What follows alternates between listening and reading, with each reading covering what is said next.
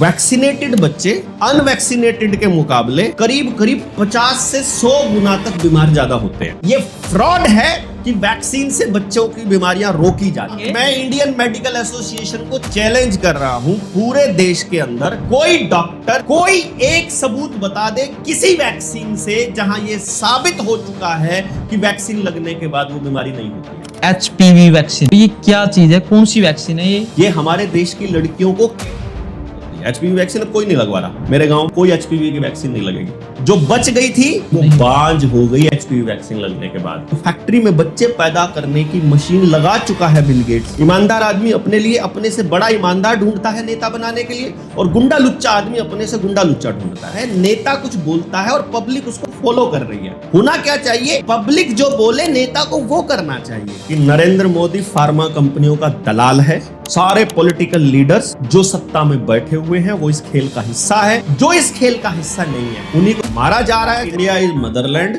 और Israel is fatherland. मतलब उस गधे को ये नहीं पता कि है क्या रहा। जैसे आप बातें कर रहे हो ना, मेरे को लगता है आपको बाबा बन जाना चाहिए। सुनील संधू हेड कांस्टेबल है पुलिस में, उनको सस्पेंड कर दिया गया है। नए कानून आ रहे हैं और सरकारी कर्मचारियों को रगड़ना उसका पर्पस है। सेम डिपार्टमेंट नशा मुक्ति के लिए भी काम करता है, सेम डिपार्टमेंट नशे की दुकानों की खोलवाने के लिए भी काम करता है। बीजेपी के अलावा हरियाणा, पंजाब और पश्चिमी उत्तर प्रदेश को कोई और बर्बाद नहीं कर सकता। वो बोलने कैसे है, जो उसके पीछे बैकअप नहीं है ना, तो बोलने कैसे? नहीं बोलोगे तो मरोगे, फिर भी मरोगे। राघव चड्ढा आने वाले टाइम में अरविंद केजरीवाल का रिप्लेसमेंट टूल। किसी की देश के राष्ट्रपति को मार देना ये छोटी बात नहीं है। इंडिया के लोग उसके खिलाफ ना बोले, इसलिए पहले मुसलमानों के खिलाफ माहौल बना और फिर मुस्लिम देशों के ऊपर अटैक हुआ, क्योंकि मुस्लिम देशों के अंदर प्राकृतिक रिसोर्सेज की भरमार है। 2030 तक आपके सारे नेचुरल रिसोर्सेज के ऊपर ये कब्जा करना चाहते हैं। ये पूरे वर्ल्ड को 2 हिस्सों में बांटने की स्क्रिप्ट का हिस्सा है।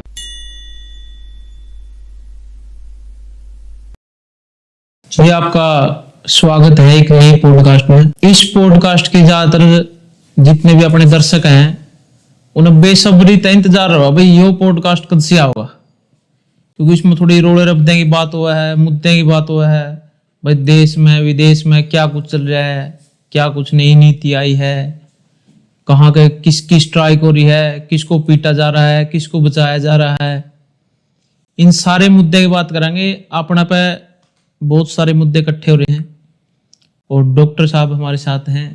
तो डॉक्टर साहब राम राम। राम राम जी भाई।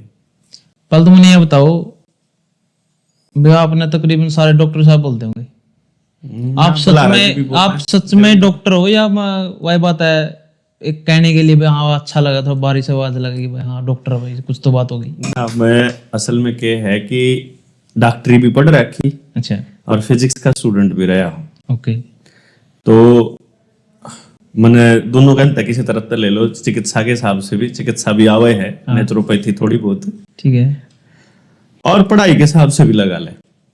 पर वो क्या होता है यूनिवर्सिटी में जब जाया करे ना, तो वो कहने लगे फिर आप फिर चल जाए, फिर आगे फिर जिन्हें पता लगा कि भाई डॉक्टर साहब हैं, तो फिर वो डॉक्टर साहब कहने लग जाए, तो नाम लंबा पड़ा, यूं कहना छोटा पड़ा, लोग जाए तो थोड़ा होकर आए। और फिर वो नाम थोड़ा फेमस इसलिए हो गया क्योंकि वो कोरोना वाले टाइम पे वो वैक्सीन के टाइम पे मैंने एक बीओ से बात करी थी, तो वो वीडियो वायरल होगी कि मैं डॉक्टर देवेंद्र बलारा बोल रहा हूँ। तो लोगों ने सोचा कि वो शायद एलोपैथी वाला डॉक्टर होगा। तो एलोपैथी वाला नहीं हूँ मैं, नेचुरोपैथी वाला हूँ। क्योंकि पता क्या हुआ है, हाँ चलते रहो। पता क्या होता है, जितने अपने नए दर्शक आवा नहीं, कई बार क्या हुआ है जिस चीज पे लोगों ने विश्वास नहीं होता नहीं तो उस पर शक करेगा, और शक स्टार्ट होएगा शुरुआत है नाम तय भाई इसका नाम क्या है ना, देवेंद्र आपने डॉक्टर है आपका, आपने सारे डॉक्टर का है, आपका नाम का डॉक्टर लगा है। ये लोग कई बार पूछना भाई तो इसकी क्वालिफिकेशन बता दी, कदे वो डॉक्टर ला रहा हूं मानो बकांदा हो। देखो मैं उन लोगों के लिए उनका आंख खोलने के लिए मैं एक बात बताया करूं, हमेशा शुरू से ही एक बात बताया करूं, किसी व्यक्ति की क्वालिफिकेशन पे मत कभी भी जाओ, अच्छा, उसकी बात पे जाओ। क्योंकि जो क्वालिफाइड लोग जो अपने आप को बोलते हैं ना, उन लोगों ने तो समाज को धोखा दिया। जैसे IMA है, इंडियन मेडिकल एसोसिएशन, इसमें सारे के सारे एलोपैथी के डॉक्टर हैं, इसमें MBBS भी हैं, MD भी हैं, और भाई ये मतलब दूर दूर से अप्रूवल लिए हुए भी हैं, WHO में काम करे हुए भी हैं, डॉक्टर हर्षवर्धन तो चेयरमैन रहे कोरोना के टाइम पे वहां के, उन सब ने देश के साथ धोखा किया। सबने कोरोना की वैक्सीन के नाम पे देश में जितने भी डॉक्टर थे, जितने भी हायर स्टडी कर रहे हैं, जिन्होंने कोरोना की वैक्सीन लगाने के लिए लोगों को कहा, उन्हें धोखा किया ना। अब तो कह दिया ना सरकार ने कि हाँ इससे सरकार ने यह बात कह दी, डेथ होगी, एफिडेविट दे दिया सुप्रीम कोर्ट में, मतलब अपनी केंद्र सरकार ने एफिडेविट दे दिया कि कोरोना से मौत होगी, हम जिम्मेदार नहीं है क्योंकि हमने धक्का को नहीं करा। कोरोना तो एक बीमारी होगी, वैक्सीन की बात है ना भाई, वैक्सीन से मौत होगी, हाँ, वो मायने रखता है, मौत होगी, मैं वही तो कह रहा हूं। ये स्पेशली ये कहा गया भाई वैक्सीन से मौत होगी, बिल्कुल। और कंपनियों ने अपनी फैक्ट शीट में वैक्सीन लगाने से पहले लिख रखा था कि इसमें पैरालाइज भी हो सकते हैं, तुमको एलर्जी भी हो सकती है, तुम्हारे घुटने भी खराब हो सकते हैं, तुम्हारे जॉइंट पेन भी हो सकता है, तुम मां भी नहीं बन पाओगे, तुम्हारे कैंसर भी होगा, तुम्हारी किडनी भी खराब होंगी, तुम्हारे लंग्स भी खराब होंगे, दूसरा तुम बच्चे भी पैदा नहीं कर पाओगे, नपुंसकता और बांझपन भी आ सकता है। ये सारी बातें फैक्ट शीट में लिखी हुई थी, गवर्नमेंट को मालूम था और उनको मालूम, और डॉक्टरों को भी मालूम था। अगर उनको मालूम नहीं था तो ऐसे हरामियों को डॉक्टर क्यों बनाया, और अगर मालूम था तो उन्होंने जानबूझ के देश के लोगों की जान खतरे में डाली। डॉक्टर साहब ये भी तो बात है ना, ये भी तो बात है ना, अभी कभी अभी हॉस्पिटल में जाओगे ना, या कोई दिक्कत आ बना बीमारी, कोई थोड़ी बड़ी बीमारी है, उसमें डॉक्टर साइन कराया करें, और साइन में नू कह रहे हैं भाई यदि इसकी वजह है, मेरा इलाज की वजह है, यदि आपको कुछ हो जाता है बाई चांस, रिस्क लिखा है और उसमें साइन कराया है, वो तो उसने पहले भी कही कर दिया था बात, भाई रिस्क तो है किसी भी चीज में। डॉक्टर के पास जब आप जाते हो, जो साइन करवाता है कंसेंट फॉर्म होता है वो, हाँ ठीक है, वो कंसेंट फॉर्म का मतलब है सहमति पत्र। हाँ वही चीज। और उस सहमति पत्र में क्या लिखा होता है, उसमें लिखा होता है कि मैं जो इलाज करूंगा, मैं तुम्हारा पथरी का इलाज करने जा रहा हूं, अगर बाय चांस मेरे से कुछ गलती हो गई तो जिम्मेदारी तुम्हारी होगी, तुम खुद आए हो यहाँ अपना ऑपरेशन करवाने के लिए। यो कंसेंट फॉर्म में ये लिखा होता है। ये होता है। अब जब आपको वैक्सीन लगाई जा रही थी तो क्या किसी डॉक्टर ने, इसको बोलते हैं इन्फॉर्म्ड कंसेंट, मतलब जानकारी देने के बाद सामने वाले की सहमति। अब मुझे आप ही बता दो अजय भाई, क्या किसी डॉक्टर ने किसी इंसान को वैक्सीन कोरोना की लगाने से पहले उसकी कंसेंट ली थी? क्या बताया था कि इस वैक्सीन से मर सकते हो आप? बताया था कि इससे तुम बांझ और नपुंसक हो सकते हो? बताया था क्या? मेरे माइंड में ऐसा कुछ नहीं है। नहीं बताया ना, किसी को भी नहीं बताया। तो बिना बताए, बिना अगले की सहमति के, उल्टा आपका राशन बंद हो जाएगा, पेंशन बंद हो जाएगी, सैलरी बंद हो जाएगी, हाजिरी नहीं लगेगी, दुकान नहीं खोल पाओगे, मंडी में नहीं जा पाओगे, ट्रेन में नहीं चढ़ पाओगे, फ्लाइट की टिकट नहीं होगी, आप बाजार में नहीं उतर सकते, वैक्सीन के बिना आप कुछ नहीं कर सकते, ये कंडीशंस लगाई थी ना। फिर इमरजेंसी का मतलब क्या होता है? इसका मतलब ये हुआ, इमरजेंसी यूज के लिए ऑथराइज हुई थी, सामने वाले को बताना चाहिए था कि इस वैक्सीन से ये साइड इफेक्ट भी हो सकते हैं, उसके बाद कोई लगवाना चाहे तो लगवाए, नहीं लगवाना चाहे तो उसको छूट होनी चाहिए थी। लेकिन वो कह रहे जबरदस्ती। अब इसका मतलब है जिसका वैक्सीन के सर्टिफिकेट के ऊपर फोटो है उसको जिम्मेदारी लेनी चाहिए। अगर अभी मौतें हो रही हैं, जिम्मेदारी उसकी होनी चाहिए ना। तो मैं ये बता रहा था कि जिन लोगों को आप एक्सपर्ट मान रहे थे, जिनको आप मसीहा मान रहे थे, जिनको आप पढ़े लिखे मान रहे थे, जिनको आप एजुकेटेड मान रहे थे, उन लोगों ने आपके साथ धोखा किया। अगर गांव का अनपढ़ आदमी आपको सच बता रहा था और आपको बचाने की बात कर रहा था, आपकी आजादी की बात कर रहा था, तो यहां उससे पूछकर कि तुम कितने पढ़े लिखे हो, उसकी आपके प्रति कंसर्न की बेइज्जती नहीं करनी चाहिए। मैं आपको यह कह रहा हूं, मैं अनपढ़ हूं, मुझे कुछ नहीं पता, लेकिन मुझे इतना तो पता है कि मैं इंसान हूं, मुझे इतना तो पता है कि मेरे शरीर के बारे में निर्णय लेने का फैसला मुझे करने का अधिकार होना चाहिए। मुझे इतना तो पता है कि भैया तुम्हें मालूम होगा इस वैक्सीन से क्या होता है क्या नहीं होता, मुझे कम पता होगा, लेकिन मेरे साथ जबरदस्ती हो रही है, इस बात के लिए पढ़ा लिखा होने की जरूरत नहीं है। नहीं, बिल्कुल नहीं। और मेरे साथ जबरदस्ती नहीं होनी चाहिए, और इस जबरदस्ती के खिलाफ आवाज उठाने के लिए भी पढ़ा लिखा होना जरूरी नहीं है। तो मेरी आवाज जबरदस्ती के खिलाफ थी। जैसे गुरु गोविंद सिंह के जो साहिबजादे थे, फतेह सिंह और जोरावर सिंह, जब उनको इस्लाम कबूल करने को बोला गया तो उनका जवाब मालूम है क्या था? उन्होंने ये कहा था, हमें इस्लाम कबूल करने से कोई दिक्कत नहीं है, हमको दिक्कत है जबरदस्ती से, कि तुम जबरदस्ती कैसे कर सकते हो। कोई भी आदमी किसी भी आदमी के साथ जबरदस्ती कैसे कर सकता है। जबरदस्ती रेप के बराबर मानी जाती है। तो तुम किसी की अस्मिता को, किसी के शरीर को उसकी मर्जी के बिना छेड़ रहे हो, वो उसकी अस्मिता का हनन है, वो उसके साथ रेप है। तो इन लोगों ने, ये डॉक्टर सारे रेपिस्ट बने। मेरी जो लड़ाई थी वो ये थी। ये जो आपने जबरदस्ती वाली बात करी, हाँ, इससे तो मैं भी वो करता हूँ भाई, हाँ ये चीज सही है, बस जबरदस्ती से कोई भी चीज करवाई नहीं जा सकती। मैं बाकी मतलब मैं हूँ, हाँ, अभी मैं हूँ, यदि मैं मंदिर में जाता हूँ या कहीं बड़ा इंसान है, कोई अपना बड़े बुढ़े में कहते हैं भाई पैरा हाथ लाए कर, हाँ, यदि मैं आपकी इज्जत करता हूँ ना मन से, हाँ, तो ना तो आपने मेरे साथ जबरदस्ती करनी, जो तो भाई ना पैरों हाथ लगाने की जरूरत आपको हाँ, मालूम होना चाहिए। यदि मेरे मन में इज्जत है ना आपके लिए, तो ऑटोमेटिक में पैरों का वो मैं अपने आप को दर्शाऊंगा भाई मैं आपकी इज्जत करता हूँ। नहीं भी लगाओगे अजय भाई, मतलब किसी के भी पैरों पे हाथ आप नहीं लगाते हो, आपकी आंखों में सामने वाले के प्रति जो शर्म है, जो इज्जत है, वो साफ दिखाई दे जाती है। कोई जरूरत नहीं होती। जी बिल्कुल, जबरदस्ती करने की बिल्कुल आवश्यकता नहीं होती। जो आपने अभी ये वैक्सीन वाली बात बताई भाई, वैक्सीन के बारे में बोला गया है, एफिडेविट निकाला गया है कि वैक्सीन से मौतें होंगी या हुई ना हुई, उसके लिए सरकार जिम्मेदार नहीं है, क्योंकि सरकार ने किसी के साथ कोई जबरदस्ती नहीं की। ये किस ऑथराइज या कोई कंपनी है या कोई सरकार, स्पेशल सरकार ने ही इसको निकाला? किसने निकाला है भैया? निकाला नहीं, मैंने देखा नहीं। मैं बताता हूँ, 2 बहनों की मौत हुई थी मुंबई में, मुंबई या पुणे में शायद। कब हुई थी? वैक्सीन के बाद ही हुई थी, 2021 में जब हुआ। उनके माता पिता ने वो केस किया था कंपनी के ऊपर 100 करोड़ रुपए का मुआवजे का, या 1000 करोड़ का, शायद ऐसे कुछ 1000 करोड़ का।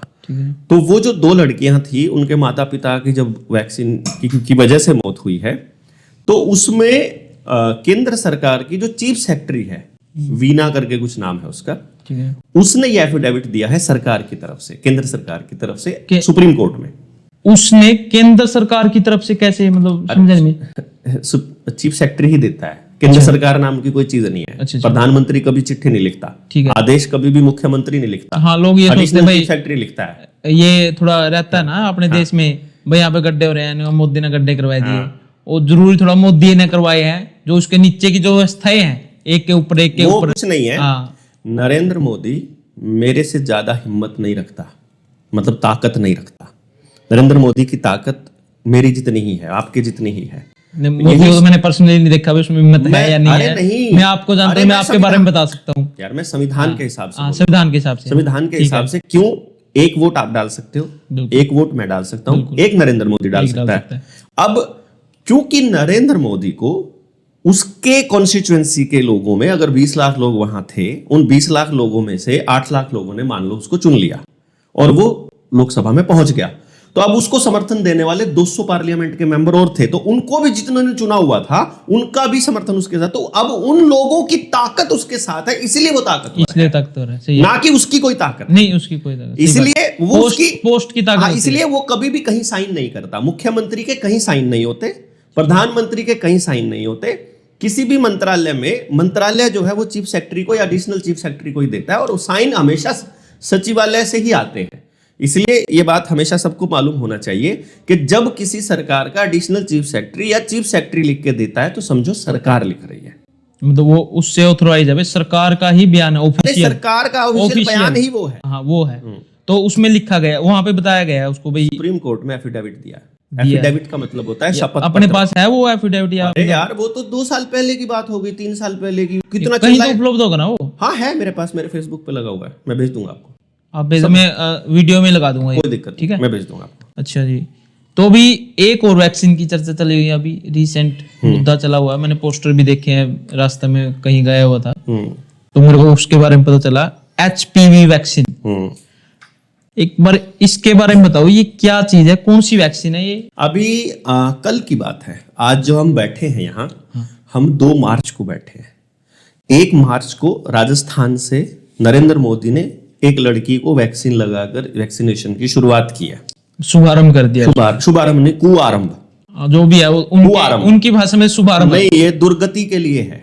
ये हमारे देश की लड़कियों को बांझ बनाने के लिए है, ये हमारे देश की लड़कियों को कैंसर करने के लिए है, ये हमारी लड़कियों को बर्बाद करने के लिए। क्या चीज है, मतलब मेरे को ये बताओ, वैक्सीन है कौन सी, क्या एचपीवी का मतलब क्या है? अपने छोटे बच्चों को पैदा होने से लेकर और बड़े होने तक, पोलियो से लेके मीजल्स और जितनी भी वैक्सीन हैं, उन सारी वैक्सीन की जानकारी के लिए आप लोगों को वैक्सीन लगाने से पहले ये किताब पढ़नी चाहिए। किताब का नाम है द वैक्सीन क्राइम रिपोर्ट।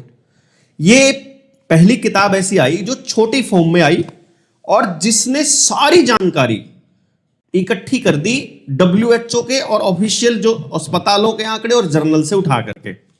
इस वैक्सीन, इसके बारे में, इसमें मैं 2 चीजें हैं जिस पर सबका ध्यान जाना चाहिए।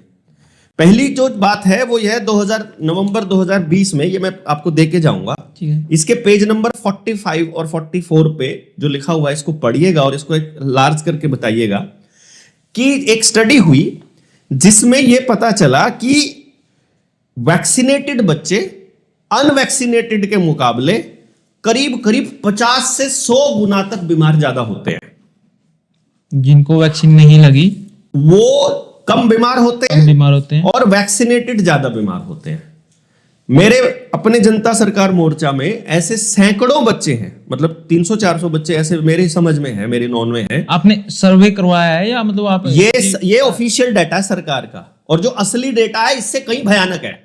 यानी वैक्सीनेटेड बच्चे ज्यादा बीमार होने का, बीमारियां होने का, और अनवैक्सीनेटेड बच्चों के अंदर बीमारी ना होने का। जैसे वैक्सीनेटेड बच्चों को क्या क्या, allergy, dermatitis, behavioural issue, ADHD, gastroenteritis, weight के डिसऑर्डर, खाने के डिसऑर्डर, सीजर्स यानी कि वो जो वो पढ़ते हैं, क्या कहते हैं इसका, वो पढ़ गया, दौरे पढ़ते हैं, दौरे, आई डिसऑर्डर यानी आंखों के चश्मे, वैक्सीनेटेड मिलेंगे सारे के सारे।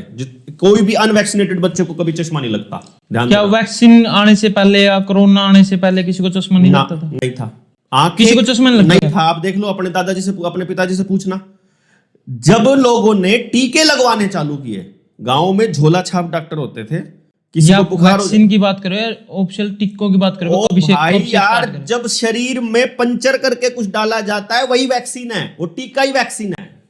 अच्छा, आई बात समझ में? शरीर में सुई से जो डाल दिया वो वैक्सीन है। ये चीज तो मैं मानता हूँ भाई। हार्ट अटैक आने भी टीका लगाते हैं तो वो एक डायरेक्ट कह देते हैं भाई हाँ इसको शॉर्टकट में ये कर दो सीधा। मैं कह रहा हूँ हमारे शरीर में जिन जिन लोगों ने वो टीके लगाए थे बुखार के दौरान या किसी और बीमारी में, केवल उन्हीं लोगों को बाद में डिसऑर्डर्स हुए थे। आप गांव में जाकर देखना, जो बंदा आज 90 साल से ऊपर का जिंदा होगा उसके बारे में जाके पता करोगे तो वही आदमी मिलेगा जो डॉक्टरों से बचा रहा है। गांव में जो डॉक्टर से बच गया वो बीमार नहीं, जो बीमार नहीं हुआ वो भी नहीं हुआ। जिन्हें वैक्सीन नहीं लगवा इसको कुछ नहीं हुआ। गांव में जाके पता करो, जिसने लगवा रखी सबकी बैंड बजी हुई है। अच्छा, बुखार ज्यादा होएगा ऐसे बच्चों को, ठीक है। और ये मैं दे दूंगा, इसको आप पढ़ लेना, ज्यादा डिटेल जाने की जरूरत नहीं है। ये इसके अंदर पूरा दिया हुआ है, ये मैंने मोड़ के रखा था। फिर एक पेज नंबर 87 है, ये सिर्फ HPV के लिए डेडिकेटेड है, इसको आप पढ़ने का। इसको पढ़ने के बाद मैं आपको बता देता हूं, इसमें टोटल ये अब मैं दिसंबर 2019 की बात बता रहा हूं। ये मैं इसलिए बता रहा हूं दिसंबर 2019 की, क्योंकि 2019 में बिल गेट्स ने HPV की वैक्सीन का एक्सपेरिमेंट किया था गुजरात और आंध्र प्रदेश की आदिवासी लड़कियों के ऊपर। ये ऑफिशियल है, ह्यूमन ट्रायल, बिल्कुल ऑफिशियल है। संसद में इसके ऊपर रिपोर्ट लिखी गई है, दर्ज है वहां पर। और ऑफिशियली केंद्र सरकार ने अपनी रिपोर्ट में, संसदीय कमेटी की रिपोर्ट में यह माना हुआ है कि उन लड़कियों के ऊपर ह्यूमन ट्रायल हुआ बिना उनकी कंसेंट के, और उन लड़कियों को वो साइड इफेक्ट्स आए। हालांकि मेडिकल फार्मा के जो दलाल थे उन्होंने रिपोर्ट में ये करके गड़बड़ी कर दी कि भैया उन लड़कियों को तो एलर्जी की वजह से मर गई वो तो, या सांप ने काट लिया था इसलिए मर गई वो तो। एक्चुअली वो इससे हुई थी। इसमें जो जब 2019 की वो रिपोर्ट आई तो इसमें एडवर्स इवेंट कुछ दर्ज हुए। ये बड़ी दुर्भाग्यपूर्ण बात है, मैं आपको बताऊं अजय भाई। हमारे देश में जैसे जितने लोग आप इस वीडियो को सुन रहे हो, एक बार इस कमेंट बॉक्स में लिख करके ये बताइए, क्या आपको ये मालूम है कि वैक्सीन लगने से यदि आपको चक्कर भी आते हैं या आपको खुजली भी होती है या कुछ भी होता है, बुखार हो जाए या कुछ भी होए, उसके लिए एडवर्स इवेंट नाम का एक adverse event following immunization. Okay, पता है इस बात का? नहीं पता। AEFI report. इसका मतलब क्या होता है? कौन सी रिपोर्ट होती है? इसका मतलब ये होता है कि वैक्सीन लगने से किसी बंदे को कुछ भी हो जाए तो सरकार की वेबसाइट पे जाके हमको बताना होता है कि भाई हमें ये हो गया इस वैक्सीन से, इस चीज से मेरे को ये नुकसान हुआ। हाँ ठीक है। क्या आप लोगों को मालूम है? आपको नहीं, भी नहीं पता, मेरे को कोई पता नहीं। देखने वालों को भी नहीं पता। अब आप सोच कर देखो, जितने लोग कमेंट करेंगे वो देखना, जो जनता सरकार मोर्चा से जुड़ा हुआ उसको मालूम है, बाकी में पूरे गांव में जाके पता करोगे किसी को मालूम नहीं। उनको तो आपने PhD करवा रखी है बिना क्वालिफिकेशन। बिना किसी उसके। अब मान लो जिसको पता नहीं है गांव में, अर्थात ये इसका मतलब ये हुआ, गांव में तो तकरीबन लगा के चलो 90 से 95% चीजों को तो पता ही 99% को 99 लगा लो। ठीक है। अब मान लो उनको मालूम नहीं है, बिना मालूम हुए HPV वैक्सीन के साइड इफेक्ट के टोटल 64,270 एडवर्स इवेंट के केस आए। 64,000। ठीक है, सिर्फ HPV वैक्सीन के 64,000। उनमें से ऑफिशियल वेबसाइट के ऊपर एडवर्स इवेंट पूरे वर्ल्ड के अंदर, ठीक है, जहां जहां HPV वैक्सीन की रिसर्च हुई, इसमें पूरा डिटेल दिया हुआ, आप इसका पेज लगा देना 27 नंबर लेकर के। अब इसमें 3,092 रिपोर्ट लिए डिसेबल्ड का मतलब है किसी का कान खराब हो गया, किसी की आंख खराब हो गई, किसी का और कुछ अंग खराब हो गया, कोई भी अंग खराब हो गया। 13,072 का आया डिड नॉट रिकवर, वो एक बार बीमार हुए तो दोबारा रिकवर हुए ही नहीं। कोरोना के केस में भी ऐसे ही हो रहा है। हाँ ठीक है, ठीक है। 9,497 को लिस्टेड किया सीरियस, वो सीरियस रहे पूरा लगने के बाद, ये आप उसमें और लगा देंगे। 523 आदमियों की डेथ हुई, ठीक है, लड़कियों की, सॉरी। ठीक है, ठीक है, हाँ ये कंप्लीट इसमें डिटेल है। ठीक है। दूसरा, आपको एक बताया गया है, इन्होंने कहा कि ये जो HPV की फुल फॉर्म है ह्यूमन पेपिलोमा वायरस, पिपलोमा जो भी वायरस, ये ना शरीर के ऊपर दाने से हो जाते हैं। अच्छा। और उससे कभी कैंसर नहीं होता। ये मेडिकल फार्मा वाले झूठ बोलते हैं, 100% झूठ बोल रहे हैं, लोगों को बहका रहे हैं। मेडिकल फार्मा वाले बिल्कुल पूरी मेडिकल फार्मा। मैं इंडियन मेडिकल एसोसिएशन को चैलेंज कर रहा हूं, पूरे देश के अंदर कोई डॉक्टर, चाहे एम्स से है, चाहे ICMR से है, चाहे दुनिया में WHO से है, कोई एक सबूत बता दे किसी वैक्सीन से जहां यह साबित हो चुका है कि वैक्सीन लगने के बाद वो बीमारी नहीं होती है। एक भी सबूत नहीं है पूरी दुनिया में। इसका मतलब ये फ्रॉड है कि वैक्सीन से बच्चों की बीमारियां रोकी जाती है। ये चीज तो किसी भी, और ये ऑफिशियल डॉक्यूमेंटेड है। ये जो आप दवाइयां लेते हैं, अब मतलब मेरे को बुखार हो गया और मैं बुखार की दवाई ले रहा हूँ, तो वैसे दवाई तो इसलिए लेते हैं ना मेरे को बुखार ना हो। मेरे को 1 महीने में 15 दिन में दोबारा फिर हो जाता है, फिर मैं दवाई ले क्यों रहा हूँ? देखो, या तो ऐसी चीज हो भाई, एक बार मैंने दवाई ली, मैं दवाई ले रहा हूँ, बीमार हूँ, मेरी बीमारी दूर होनी चाहिए। बीमारी दूर होनी चाहिए। ये बीमारी दूर करने के लिए एलोपैथी के अंदर बीमारी दूर करने का कोई प्रोविजन नहीं है। कोई दवाई आपकी बीमारी दूर नहीं करती, बल्कि ह्यूमन जो बॉडी है, आदमी का जो शरीर है, वो अपने आप को ठीक करने में सक्षम है। हाँ, ये खुद ही। और इसके ऊपर बाद में जाएंगे हम। मैं पहले HPV वैक्सीन पे चले जाते हैं। ये मैं इसलिए बता रहा हूं, ये जिन जिन लड़कियों के ऊपर एक्सपेरिमेंट हुआ था उनमें से आया, लड़कियों को क्या क्या दिक्कत आई ये समझिएगा। पहली बात, उनके पीरियड्स आने बंद हो गए, उनको गर्भाशय का कैंसर हो गया। वैक्सीन लगने के बाद ज्यादा लड़कियों को हुआ और गर्भाशय का कैंसर गर्भाशय निकालने पड़े थे। बहुत लड़कियों के गर्भाशय निकले थे। बहुत सी लड़कियों की मौत हुई थी। जो बच गई थी उनका प्रीमच्योर ओवरियन इनसफिशिएंसी, यानी मां ना बनने का, जिंदगी में कभी भी मां नहीं बन पाई, वो बांझ हो गई HPV वैक्सीन लगने के बाद। इसलिए आपके बच्चों की स्कूलों में जब भी, और एक और बताऊं, 2017 में पहला केस आया था जब 21 साल की एक लड़की को कंपनसेशन मिला था कि हां, कोर्ट में यह साबित हुआ था कि HPV वैक्सीन से मौत हुई है। तो फिर ये जो स्टार्ट किया अभी वैक्सीन का शुभारंभ किया गया है राजस्थान से, उनके अकॉर्डिंग उनको तो सही लगता था। देखो ये बात साबित हो चुकी है जब भाई कि नरेंद्र मोदी फार्मा कंपनियों का दलाल है। यह साबित हो चुकी है कि नरेंद्र मोदी के साथ लगा हुआ हर व्यक्ति इस देश के ऊपर कोड है। ये साबित हो चुका है कि फार्मा कंपनियां हम लोगों को बीमार रखने के लिए काम कर रही है। ये कोरोना के दौर में पूरी तरह से स्पष्ट हो गया है।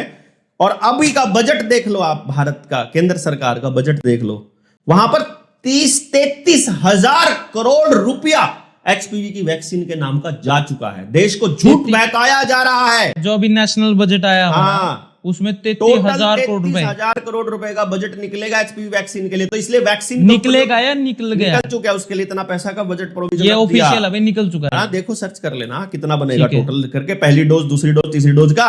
और दूसरी बात, इस बजट में 3 ही चीजें हैं, 2 ही चीजें हैं जो अगर बजट के ऊपर नजर दौड़ाओगे, इंसानों के लिए कुछ नहीं है, कंपनियों के लिए सब कुछ है। देश के लोगों को चूज करके कंपनियों को देना है और सारा बजट केवल और केवल इंफ्रास्ट्रक्चर पर लगना है। मतलब सीमेंट, बजरी, रेत, लोहा और बाकी माइनिंग से पूरे देश का मतलब जो प्राकृतिक संसाधन वो खाली करके और सारी संपदा कंपनियों को सौंपने के लिए तो ये बजट बना है। यानी कि सारी लूट जो अंग्रेजों ने चालू की थी विदेश में लेकर जाने के लिए, जो रेलगाड़ी और ये सड़कें बना करके, ये खेल को बढ़ाने के लिए इन्होंने चालू किया है। और दूसरे नंबर पे बीमार रखकर अगली पूरी पीढ़ी को बांझ और नपुंसक बनाने के लिए। छोटे बच्चों को लगने वाली वैक्सीन बच्चों को वैसे ही बीमार रख रही है परमानेंट, और लड़कियों को लगने वाली उनको बांझ कर देंगी। आने वाले टाइम में जो इनको इस भारत की भू पर, जमीन पर कब्जा करना है यूरोपियंस को, वो गेम को अमली जामा पहनाने के लिए, और जो फैक्ट्री में बच्चे पैदा करने की मशीन लगा चुका है बिल गेट्स, पता है आपको ये बात? नहीं, मेरे को फैक्ट्री में बच्चे पैदा कर सकते हैं। वो कहते हैं बच्चा पैदा करने के लिए ना लड़की की जरूरत, ना लड़के की जरूरत, किसी की जरूरत नहीं, केवल आपका डीएनए चाहिए, और डीएनए आपके बाल से भी मिल जाएगा, डीएनए आपकी खाल से भी मिल जाएगा। उसमें भी आया था, ये फाइल आई थी अभी, एप्स्टीन फाइल। एप्स्टीन फाइल, ये सारे दरिंदे शामिल है इसके अंदर। सारे पॉलिटिकल लीडर्स जो सत्ता में बैठे हुए हैं वो इस खेल का हिस्सा है। जो इस खेल का हिस्सा नहीं है उन्हीं को या तो मारा जा रहा है, जैसे ईरान का सुप्रीम था, वो एप्स्टीन फाइल में उसका नाम नहीं था, और जिसका नहीं है, चाइना वाले का भी नहीं है, इसका ये जो अभी वेनेजुएला वाले का भी नहीं है जिसको पकड़ लिया था, ठीक है, इराक वाले का भी नहीं था, सद्दाम हुसैन का भी नहीं था जिसको मार दिया गया था, गद्दाफी का भी नहीं था, उसको मार दिया गया था। जो इनके इस प्रोपेगेंडा में शामिल नहीं होंगे उनको मार दिया जाएगा, और अदरवाइज देश के लोगों को लूटा जाता रहेगा, और जो इसके खिलाफ बोलेंगे उनको सटका दिया जाएगा।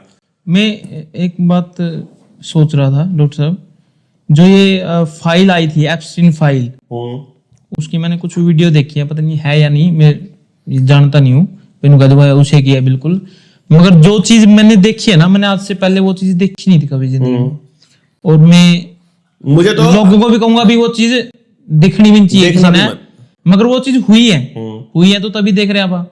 तो लोगों को इस चीज से फर्क क्यों नहीं पड़ रहा, मेरे को ये समझ नहीं आ रहा। क्योंकि इतनी ज्यादा दरिंदगी हम सोच भी नहीं सकते अपने माइंड में, करना तो बहुत बड़ी बात है, और ये हो चुकी भी है, ये फाइल में आ भी चुकी है, सोशल मीडिया पे भी लाइव है ये चीज। तकरीबन पता नहीं 64,000, पता नहीं 1 लाख वीडियो शायद बताई गई उसमें, मगर लोगों को कोई फर्क नहीं पड़ रहा। दिनचर्या आराम से सुबह आते हैं, सुबह शाम को आते हैं, अपना खाना पीना खाया, सो गए। मतलब फर्क अगर इन्हीं देखो यही बात किसी और आदमी को होती तो मतलब वो ऐसा हो जाता। क्योंकि मैं सोचता हूँ, क्योंकि मैं इंडिया में बैठा हूँ ना, मैं दुनिया की खबरें ले तो सकता हूँ ना, मैं बैठा तो यहीं पे हो ना। यदि मेरे को असलियत किसी चीज की जाननी हो, कई बार कहा जाता, बूढ़े बूढ़े कहते हैं, वैसे ओरिजिनल बात मानता हूँ मैं इसको, भाई आप ये कहते हैं भाई ईरान में हो गया, अमेरिका में हो गया, हम वहां पे है तो नहीं ना, असलियत तो वहां का पता है, वहां के लोगों को पता है, ये कहते हैं। मैं तो अपने जितना अपना 60 किलोमीटर का एरिया ना, मैं इसके अंडर का तो बता सकता हूँ भाई यहाँ पे क्या हो रहा है। मेरे से कोई आके पूछेगा, अमेरिका में बैठा कोई ये कह देगा करनाल में ये हो रहा है, उसको मानना ना मानना वो अपने ऊपर है। देखो, मगर ये जो इतनी बड़ी चीज हुई है, हमारे पास सबूत हैं, वीडियोस दिख रही हैं, इससे लोगों को फर्क क्यों नहीं पड़ रहा? इतनी बड़ी दरिंदगी की बात है। मैं एक बात बताता हूँ, 2 चीजें होती हैं। पहली बात, लोगों को यह समझ में नहीं आ रहा कि जो बाहर हो रहा है वो आपके घर में भी हो सकता है। यही बात, मेन चीज यही बात है। अभी कल को किसी और के साथ होगा, कल को आपके साथ भी होगा। उनको लग रहा है कि वो जो बच्चे उठाए थे उन लोगों ने, और उन जो बच्चों के साथ जो हो रहा है वो आपके बच्चे के साथ नहीं हो सकता। उनको ऐसा लगता है, जब आप शमशान में जाते हो तो ऐसा लगता है यार जिंदगी में कुछ नहीं है, सब खत्म हो रहा है, तो ज्यादा लालच नहीं करना चाहिए। लेकिन शमशान से बाहर आते ही आदमी ऐसे बिहेव करता है जैसे वो नहीं मरेगा बाकी सब मर जाएंगे, इस तरह से रहता है। एक कॉमन सी बात होती है ना, बिल गेट्स का नाम है उसमें, ट्रम्प एक फेस चेहरा उसके अभी मैं अंदर, दूसरा बताता ट्रम्प राष्ट्रपति है अमेरिका का। अभी मैं आपको इसका बात बताता हूँ। दूसरी बात यह है कि ये वाली चीजें कहीं ना कहीं लोगों को पहले से मालूम थी। जैसे अगर आप मुझसे ये पूछते हो, बल्कि इसमें राहुल ने जो पिछली बार एक पॉडकास्ट किया था उसमें मुझसे सवाल पूछा था कि आप इन लोगों के खिलाफ ऐसा बोलते हो तो क्या आपको डर नहीं लगता है। इसका मतलब कहीं ना कहीं हम लोग ये जानते हैं कि ये लोग खतरनाक हैं। इसका ये अर्थ हुआ कि देखने वाले लोग, सुनने वाले लोग और इनको जानने वाले लोग ये मान चुके हैं कि ये काम केवल गुंडे लोगों का ही है, अर्थात उनकी गुंडई को आप नॉर्मलाइज कर चुके हो, पहली गलती।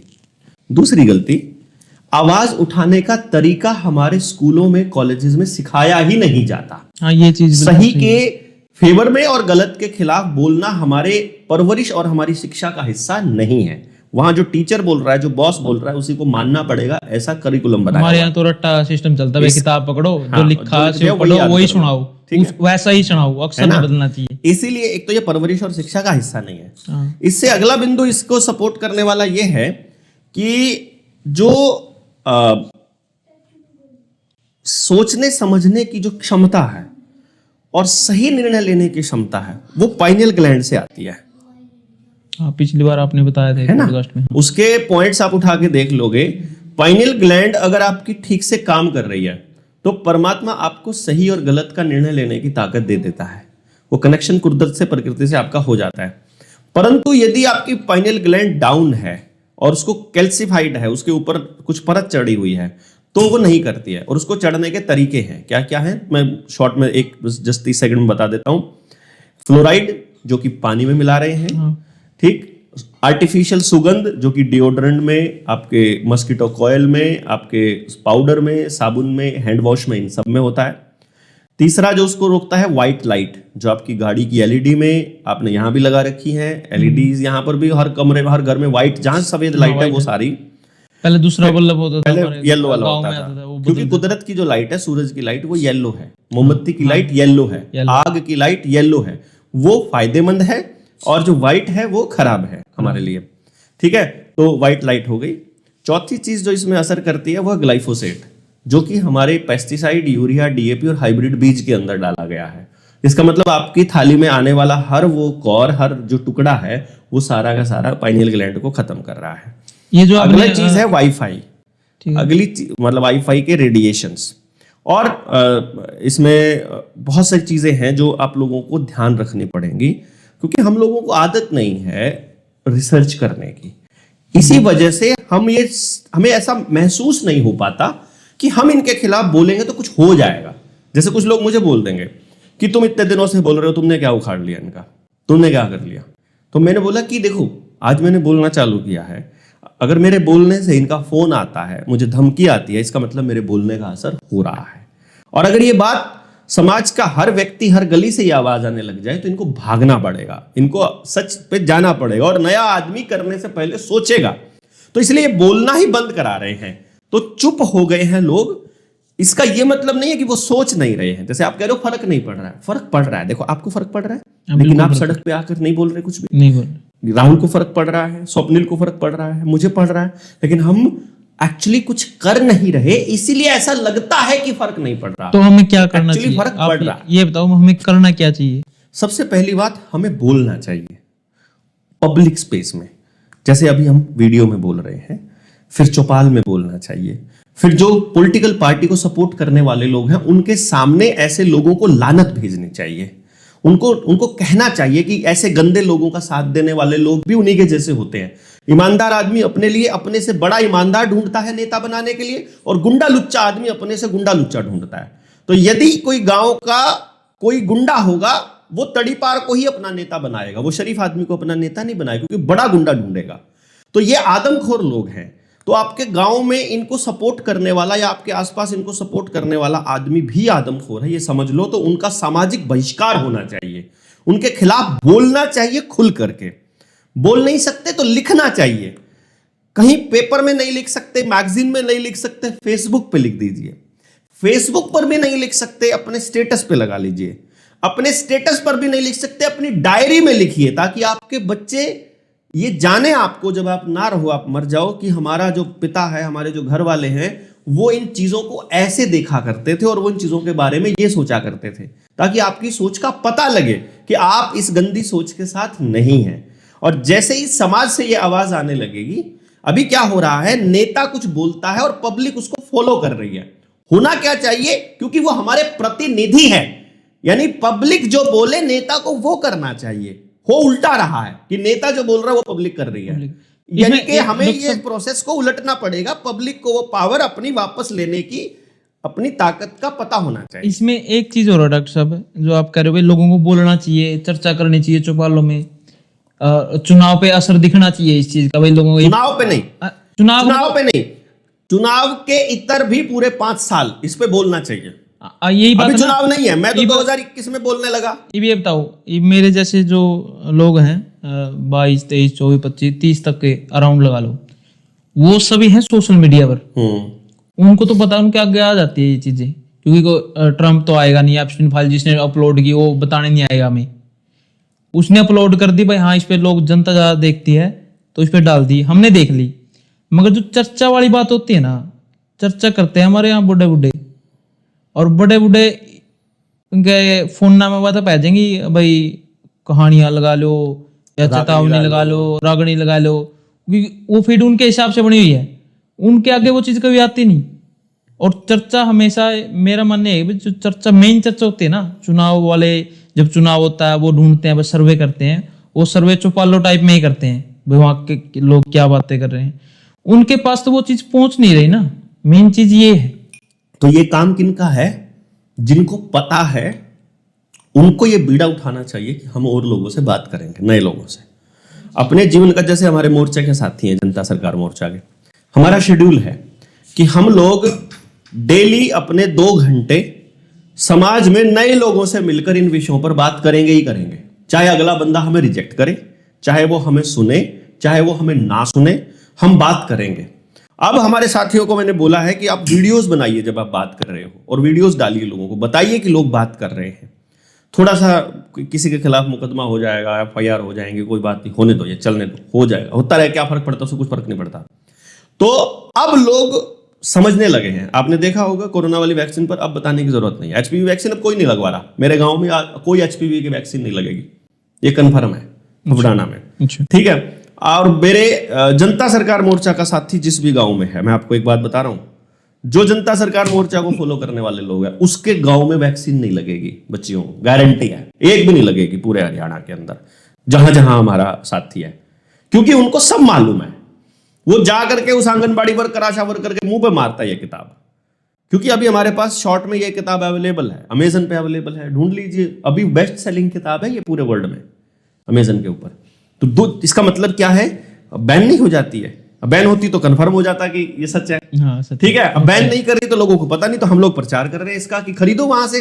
क्या है मतलब, खरीद के पढ़िए ना। किताब की कीमत कितनी है इसकी? 200-250 रुपए किताब की कीमत होगी इसकी, लेकिन आप लोगों को पता तो लगे ना। है लोग सोचेंगे आजकल 299 किताब है, रिचार्ज करवा लूं मैं, बुक क्या पढ़ूंगा मैं। अरे ये अब आपके बच्चों की पूरी जिंदगी को बचा रही है भाई।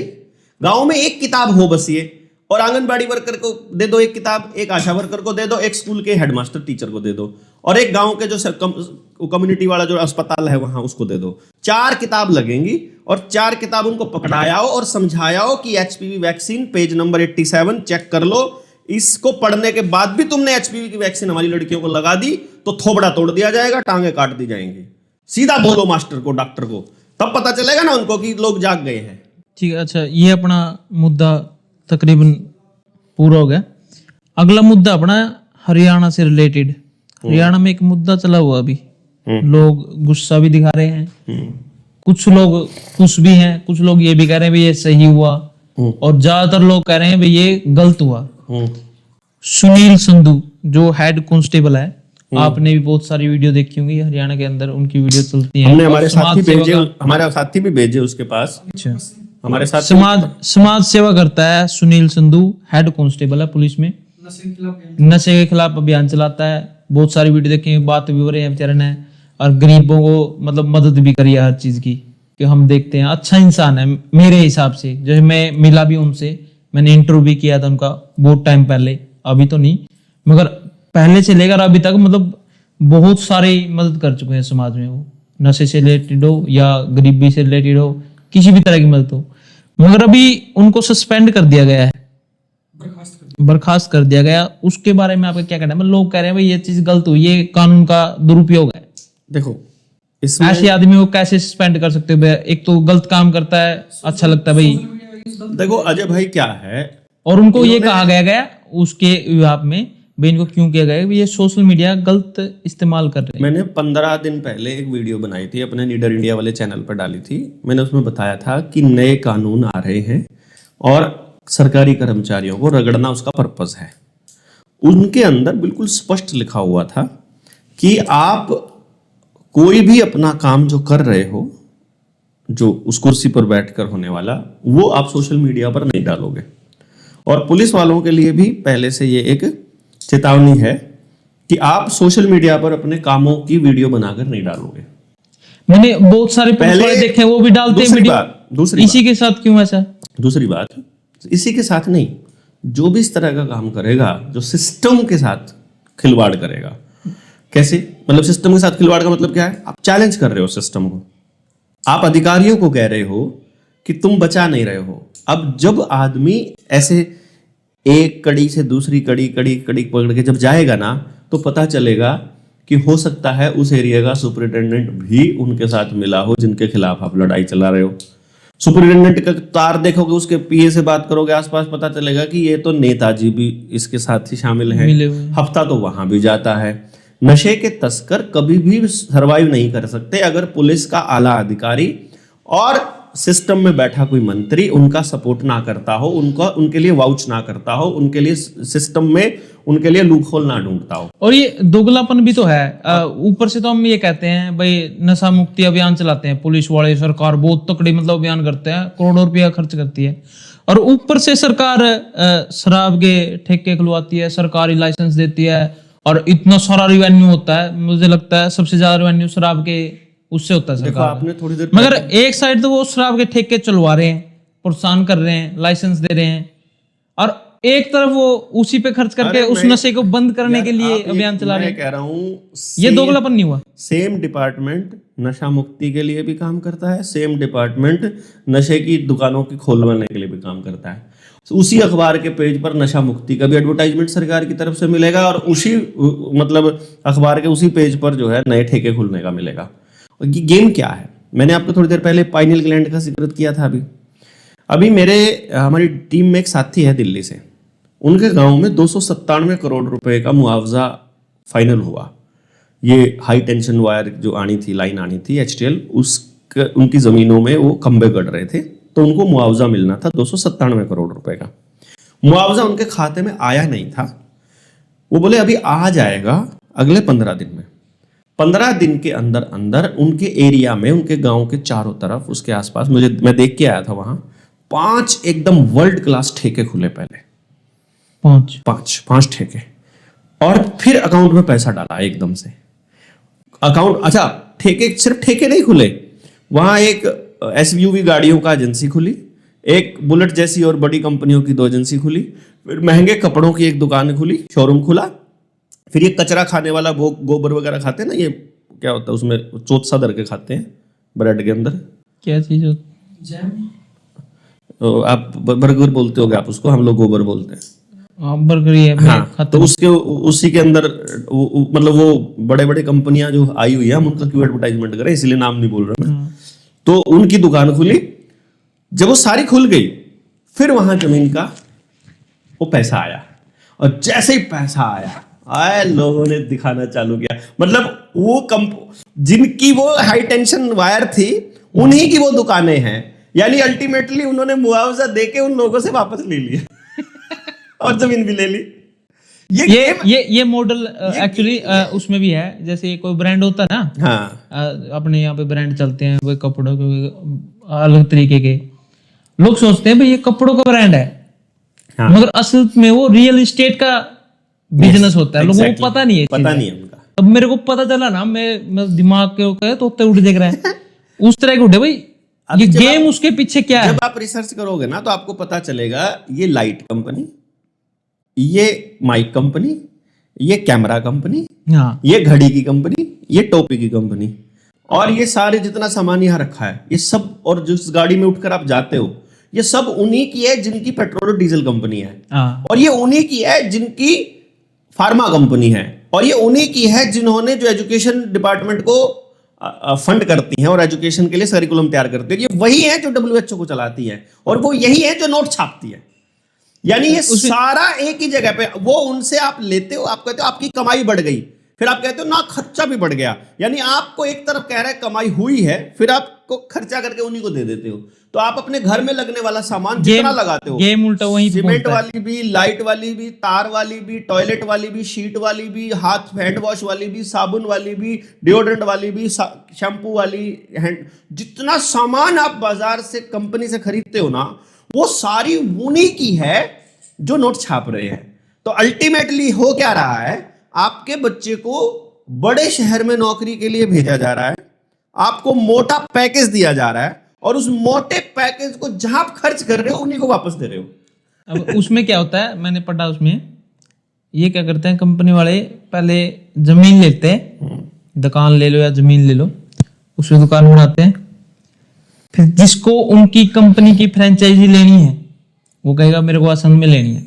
आसंद में उन्होंने बड़ी अच्छी जमीन खरीदी कंपनी वालों ने, पहले क्या पता वही बताएगा जो फ्रेंचाइजी ले रहे ना, क्या पता जमीन भी उससे ही करवाएंगे, भाई हाँ कहाँ से करोगे आप, अच्छा वो सर्वे करके जाएंगे वहां पे, भाई कहाँ अच्छी रहेगी, कहाँ पैदल ज्यादा लोग जाते हैं, गाड़ी आती है, तो वो पीछे से वो चीज खरीद देंगे अपनी दूसरी कंपनी के भी हाथ से, उसी को रेंट पे देंगे, उसी पे रेंट उसी बंदे को देगा जिसको फ्रेंचाइजी लेनी है, फ्रेंचाइजी लेंगे, वो किराया भी उसी कंपनी को दे रहा है, बिल्कुल, और जो उससे ले रहा है उसके रुपए भी उससे दे रहा है, बिल्कुल, जो कपड़े या जूते की चीजें, तो वो बिना करे आपसे आप ही के कमाई का पैसा वो ले रहे हैं। मतलब वो कुछ नहीं कर रहे, बस वो जमीन का काम कर रहे हैं, रियल एस्टेट का काम कर रहे हैं। ये गांव का जो मॉडल हमारा है ये इसी चीज का है कि गांव का पैसा गांव में कैसे रखा जाए, रोजगार और शिक्षा वाला, उस पर फिर हम कर लेंगे चर्चा हम लोग।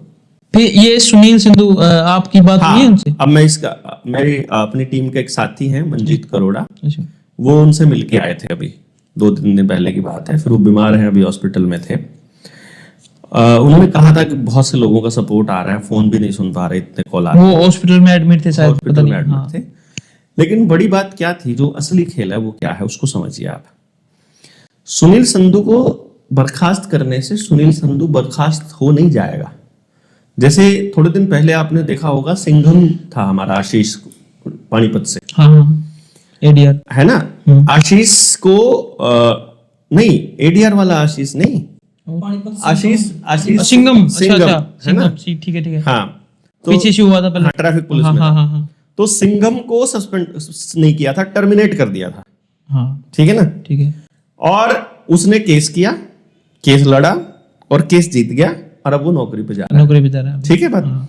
इसका मतलब ये हुआ कि सस्पेंशन किस लिए था, सिंघम को सजा देने के लिए नहीं था, सिंघम को देखकर जो बाकी के पुलिस वाले का जमीर जाग रहा था, जो बाकी के अपना जवाबदेही मांग रहे थे, गर्दन उठाने की कोशिश करने वाले थे, जो बाकी के बोलने वाले थे, ताकि वो वहीं के वहीं चुप हो जाएं। ऐसे लोगों को प्रताड़ित करने का सिर्फ एक मकसद होता है सिस्टम का, कि इनको देख करके बाकी लोग ना बोलने लग जाएं। बस हमको उठाया सीआईए ने होटल में, पूरा दिन कूटा, शाम को छोड़ दिया, बोला तुमको सीधा करने का आदेश था। तो मैं कहा फिर हुए तो नहीं हम तो फिर हमने पूछा भी था, मैं कहा किया क्यों तुमने, कंप्लेंट भी नहीं थी, हमने कोई जुर्म भी नहीं किया था। बोला भाई अगर ये तुम्हारे साथ करने के बाद बाकी बहुत से लोग रुक जाते हैं, तो अब तुम्हारे संगठन में बहुत से लोग जो है ना ये कहेंगे इसको भी रगड़ा लग गया तो हमें कौन बख्शेगा, तो वो अपने आप घर बैठ जाएंगे। तो मैं कहा हमारे लोग ये इस चीज में मेरे को एक बात याद आ गई जो आपने भी बताई है, भाई किसी को पता नहीं चलता, भाई मैं छूट भी गया हूँ, मेरे को डंडे तो लगे मगर मेरी कोई गलती नहीं थी, मैं छूट गया। जैसे लोगों को ये तो पता चल गया इसको पीटा गया, इसको पकड़ा गया, लोगों को ये नहीं पता इसको छोड़ा क्यों गया है। अब सिंघम की नौकरी पे ज्वाइन करने वाली बात वायरल नहीं हुई, लेकिन सस्पेंड होने वाली वायरल हुई। तो अब इस संधू वाली भी जो उसका डीएसपी उसको प्रताड़ित कर रहा था, वो उसको धमकी दे रहा था, झूठे केस में फंसा देंगे की धमकी हो रही थी, वो मेंटली डिस्टर्ब हो गया है, वो परेशान है, वो डिप्रेशन में है और उसको बर्खास्त कर दिया गया है। इतनी सारी चीजें हाईलाइट हो गई, ये तो वायरल हो गई। हाँ। अब जब ये केस लड़के दोबारा से ज्वाइन करेगा सुनील, उस टाइम पर वो वायरल नहीं होगा, तो लोगों के दिमाग में जो रहेगा वो ये रहेगा कि सस्पेंड हो जाओगे भाई अगर तुम बोले तो। इसमें कुछ दिन पहले मैंने एक वीडियो देखी थी, उसमें बता रखा था तो जैसे कोई नेता, बड़ा नेता को किसी के बारे में बोल देता है, गलत बात बोल देता है या किसी के खिलाफ बोल देता है, कुछ भी ऐसी चीज जो उसको कानूनी तौर पर बोलनी चाहिए या किसी को इफेक्ट करती है वो बात। मतलब मैंने आपको गाड़ी दे दी, आपको गलत लगे, भाई मेरे ऊपर ये गाड़ी दी है इसने और ये गलत बात है, मैं आपके पास केस कर रहा हूँ, कोर्ट में जाएगी बात। कोर्ट में क्या, वैसे तो ये छोटी मोटी चीजें हैं, बोलने वाली बात है। कोई बड़ा कोई कहते भाई किसी ने कत्ल कर दिया हो तो एक अलग चीज होगी, एक प्राइवेटी में रखा जाओगा वो चीज। तो कोर्ट उससे क्या सलाह देता है, भाई या तो आप माफी मांग लो, लिख के उस पे आप माफीनामा दे दो और वो मान लेगा ठीक है। फिर दूसरा, क्योंकि उसको पता है वो फंस गया, यदि अगला जो करड़ा होगा ना वो मैं तो केस चलाऊंगा, इसने तो जेल में फांकूंगा। और बड़े बड़े बंदे क्या होता है, वो बाहर कुछ भी बोलते हैं, कोर्ट में जाके नाम से माफीनामा देकर और बाहर आते हैं। लोगों को ये उसके नीचे जो काम करते हैं ना, नेताओं के नीचे जो काम करते हैं, उनको तो कुछ नहीं पता।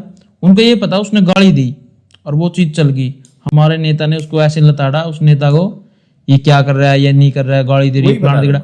उन लोगों को ये तो पता चल गया, उनको ये नहीं पता चला, उन्हें माफी मांगी जाके कोर्ट के अंदर, मैंने गलत किया है, और वो उसके एवज में वो उससे भी दूना करते हैं। मगर जब वो फंसते हैं, वो नेता उसके पास नहीं आता, ना उसका साथ देता। वो सोचता भाई उस नेता ने तो गाली दी थी, उसको तो कुछ नहीं हुआ। पॉडकास्ट मेरा है, आपने सवाल पूछने हैं। अबे यही तो कह रहा हूं ना मैं वही कह रहा हूँ। आपने जो बात पॉडकास्ट में चर्चा होता है, पॉडकास्ट में चर्चा होता है, हाँ चर्चा, इंटरव्यू नहीं होता। नहीं, आप गलत वे में चले गए। मैं यही तो आपकी बात पे बात बता रहा हूँ मैं वही कह रहा हूँ, आप लोगों को मोहर लगाई है आपने, हाँ, बात हाँ, वो हो गई। हाँ वो चीज है। मगर ये जो चीज होती है ना भाई, नीचे वाले जो जिनके पास पीछे बैकअप नहीं होता ना, वो फंस जाते हैं। आप ये कहते हैं भाई आपको बोलना चाहिए, वो बोलने कैसे, जो उसके पीछे बैकअप नहीं है ना, तो बोलने कैसे? नहीं बोलोगे तो मरोगे, फिर भी मरोगे, फिर तो फंसने वाला काम हो गया। आप ये भी कह रहे हो क्या, किससे बोलना पड़ेगा, और बोलेंगे तो फंसेंगे। आप एक बात, फिर उनको बचाने वाला कौन है? एक बात देखो, फिर इसके हिसाब से तो वो सही है। नहीं देखो भाई अपने आप को बचा लो। आप किसके लिए बोल रहे हो? जब तक उसके साथ नहीं हो रहा, वो तो यही मानेगा भाई मेरे साथ नहीं हो रहा तो मेरे को कोई दिक्कत नहीं। मैं वही कह रहा हूँ ना। हाँ।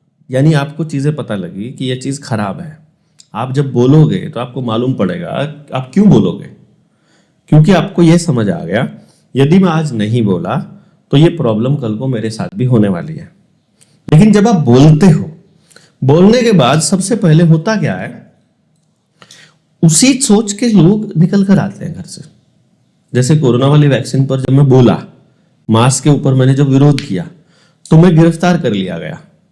जब गिरफ्तारी की खबर पब्लिक तक पहुंची तो वहां पर 100-150 लोग इकट्ठा हो गया चंडीगढ़ में और थाने के बाहर धरना दे दिया।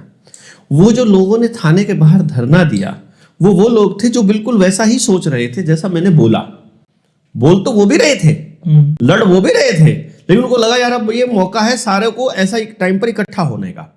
तो बोलने का जो सबसे बड़ा फायदा होता है, आप ही की जैसी सोच के आदमियों को पता कैसे चलेगा कि और लोग भी हैं आपके जैसा सोचने वाले।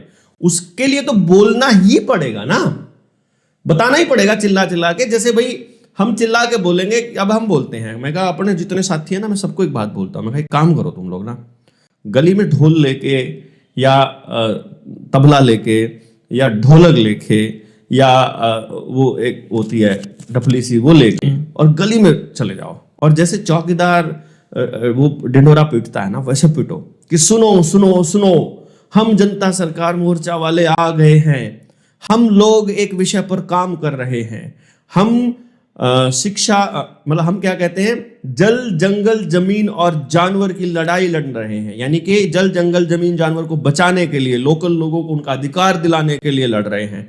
हम रोटी बेटी माटी का न्याय मांग रहे हैं। हम खेत खेड़ा खाप की व्यवस्था स्थापित करने की बात करते हैं। हम शिक्षा, स्वास्थ्य, न्याय, राजनीति, खेती और धर्म से पूंजीवाद को खत्म करने आए हैं। पूरे गांव से कोई भी आदमी इसी दिशा में सोच रहा है तो हमारे साथ जुड़ जाइए या हमारे नंबर पर मिस्ड कॉल कर दीजिए 9518170000 पर, और सुनो सुनो सुनो ऐसा करके हम ढिंडोरा पीट रहे हैं कि आओ हम इन मुद्दों पर बोल रहे हैं और हमारे साथ जुड़ जाइए। तो जो लोग उस दिशा में सोच रहे होंगे उन लोगों के लिए इकट्ठा होने का एक बहाना हो जाएगा, इसलिए बोलना जरूरी है। ठीक है, एक और मुद्दा अभी रिसेंट वायरल हो रहा है रील्स में और वीडियो में, अरविंद केजरीवाल वाला, सीबीआई कोर्ट वाला, उनको बरी कर दिया गया है, मनीष सिसोदिया और अरविंद केजरीवाल, और वो रोते हुए भी दिखाई दिए, वे मेरे साथ गलत हुआ था और मैं बरी हो गया। एक और केस था सीबीआई वाला तो, जिसमें जाट आरक्षण में जो लड़के गिरफ्तार किए थे 30-32 लड़के, वो सारे भी बरी हो चुके हैं। रही बात अब अरविंद केजरीवाल की, अरविंद केजरीवाल का केस को आप थोड़ा सा सिस्टमैटिक तरीके से देखिएगा। क्या क्या हुआ जब अरविंद केजरीवाल जेल में गया। एक साल पहले, एक साल बाद मेरे को जितना तो अरविंद केजरीवाल और मनीष सिसोदिया के जेल में जाने के बाद क्या क्या हुआ और उससे पहले क्या था। अरविंद केजरीवाल चिल्ला चिल्ला के कह रहा है कि मैं कट्टर ईमानदार हूं, मेरी ईमानदारी पर कोई शक नहीं कर सकता, और मैं अपने समाज के लिए काम कर रहा हूं, और मैं अपने दिल्ली के लिए काम कर रहा हूं, दिल्ली के लोगों के लिए काम कर रहा हूं, ऐसा वो बोल रहा है। ठीक है कि नहीं। अब वही व्यक्ति जब गिरफ्तार होता है घोटाले में कि तुमने पॉलिसी मेकिंग में कुछ गड़बड़ करी है, शराब के घोटाले में, तो विरोधियों को यह बोलने का मौका मिल गया कि वो ईमानदार नहीं है, विरोधियों को यह मौका मिल गया कि वो पैसे खा रहा है, तो उसकी पार्टी के लोगों का मनोबल टूटा। पहली बात। दूसरा, लीडर चला जाता, पार्टी का लीडर अगर अंदर हो गया तो बाहर पार्टी कैसे चलेगी किसी को नहीं मालूम, किसी को नहीं पता। जब किसी को नहीं मालूम है तो पार्टी फेसलेस हो गई, तो पार्टी चर्चाओं में रहना बंद होगी, क्योंकि केजरीवाल जहां भी जाएगा वहां की मीडिया तो कम से कम दिखाएगी ही। दिखाई तो क्या कर रहा है वो तो नेशनल मीडिया की हेडलाइन तो बनेगा ही। तीसरी बात, केजरीवाल के अंदर होने से वर्ल्ड इकोनॉमिक फोरम ने एक नया चेहरा ढूंढा जो आने वाले 10-15 सालों में तैयार किया जा सकता है।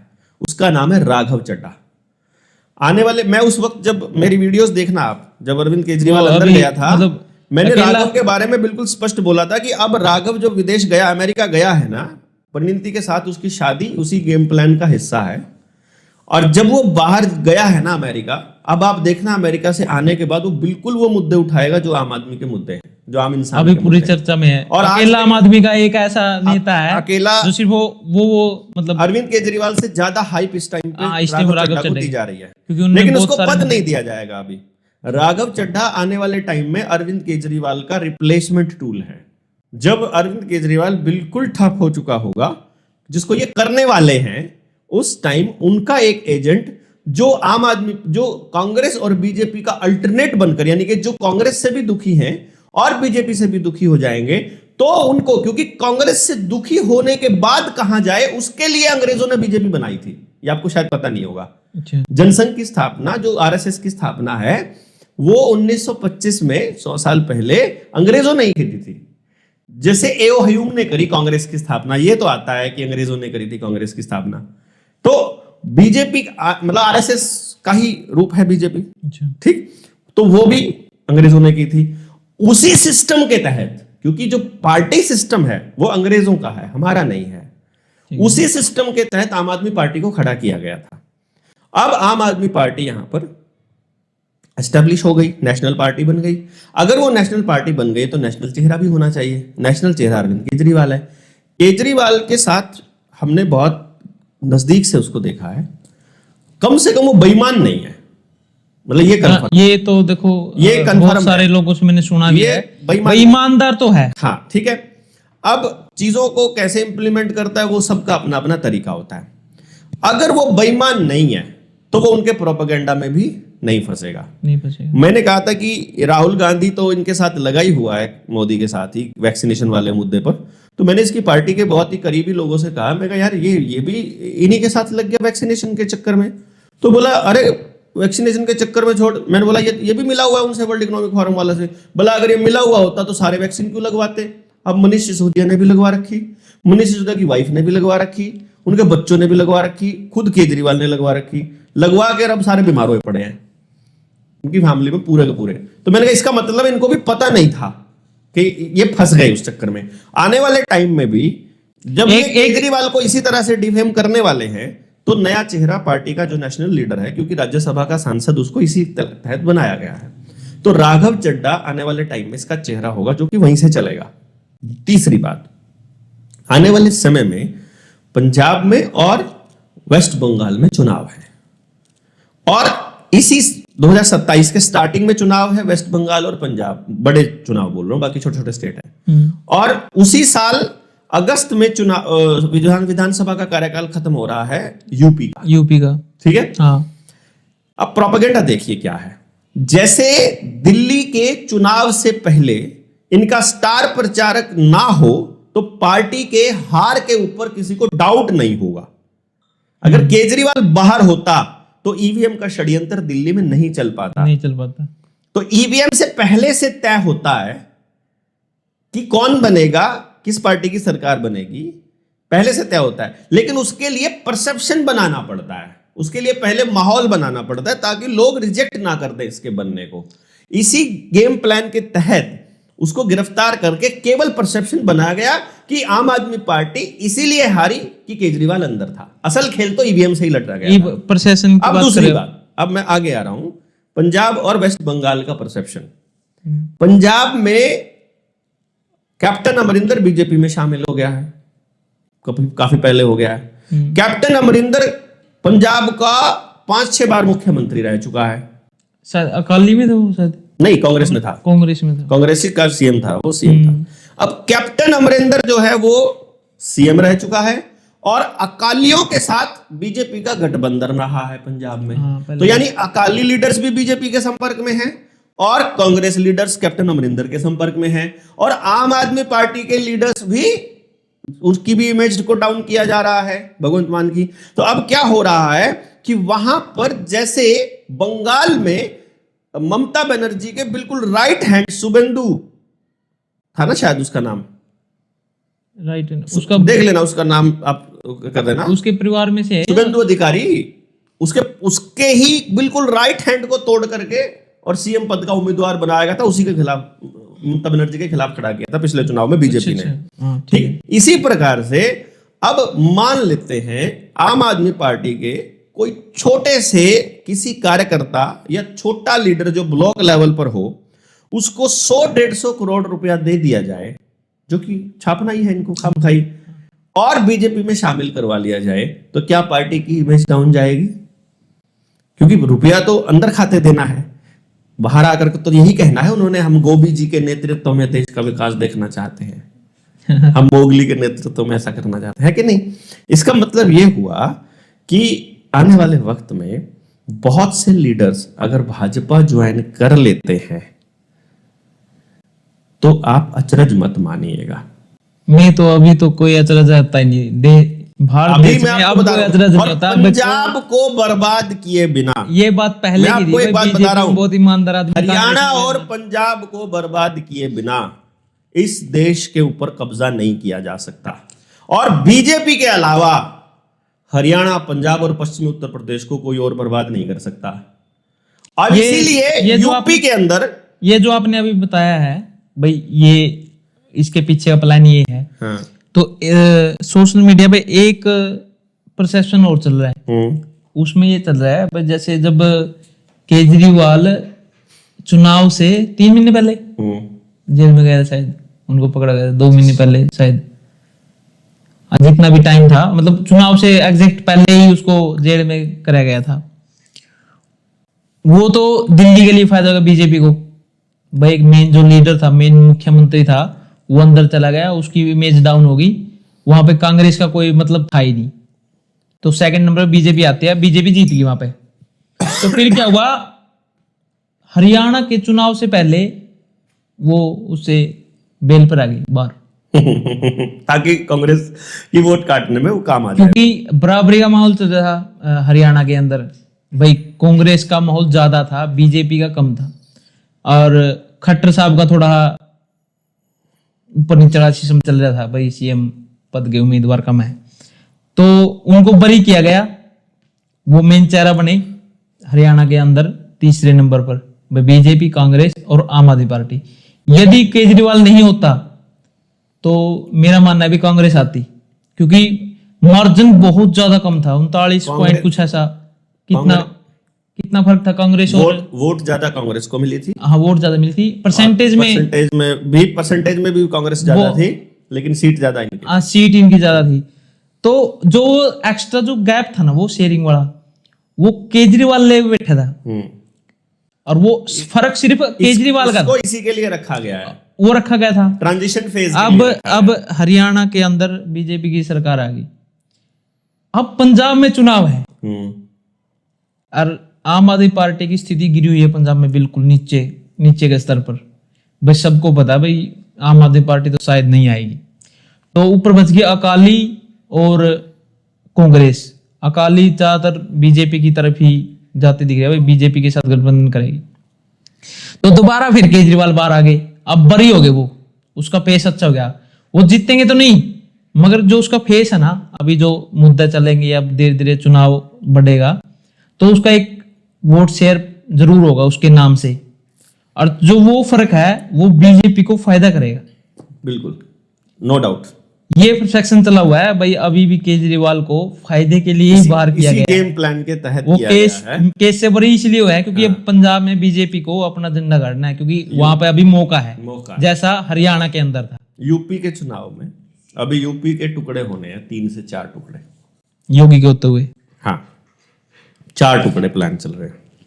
मतलब जहां नेचुरल रिसोर्सेज है वो एक टुकड़ा, जहां बहुत गरीबी है वो दूसरा टुकड़ा, और जहां लड़ने वाले लोग हैं वहां तीसरा टुकड़ा।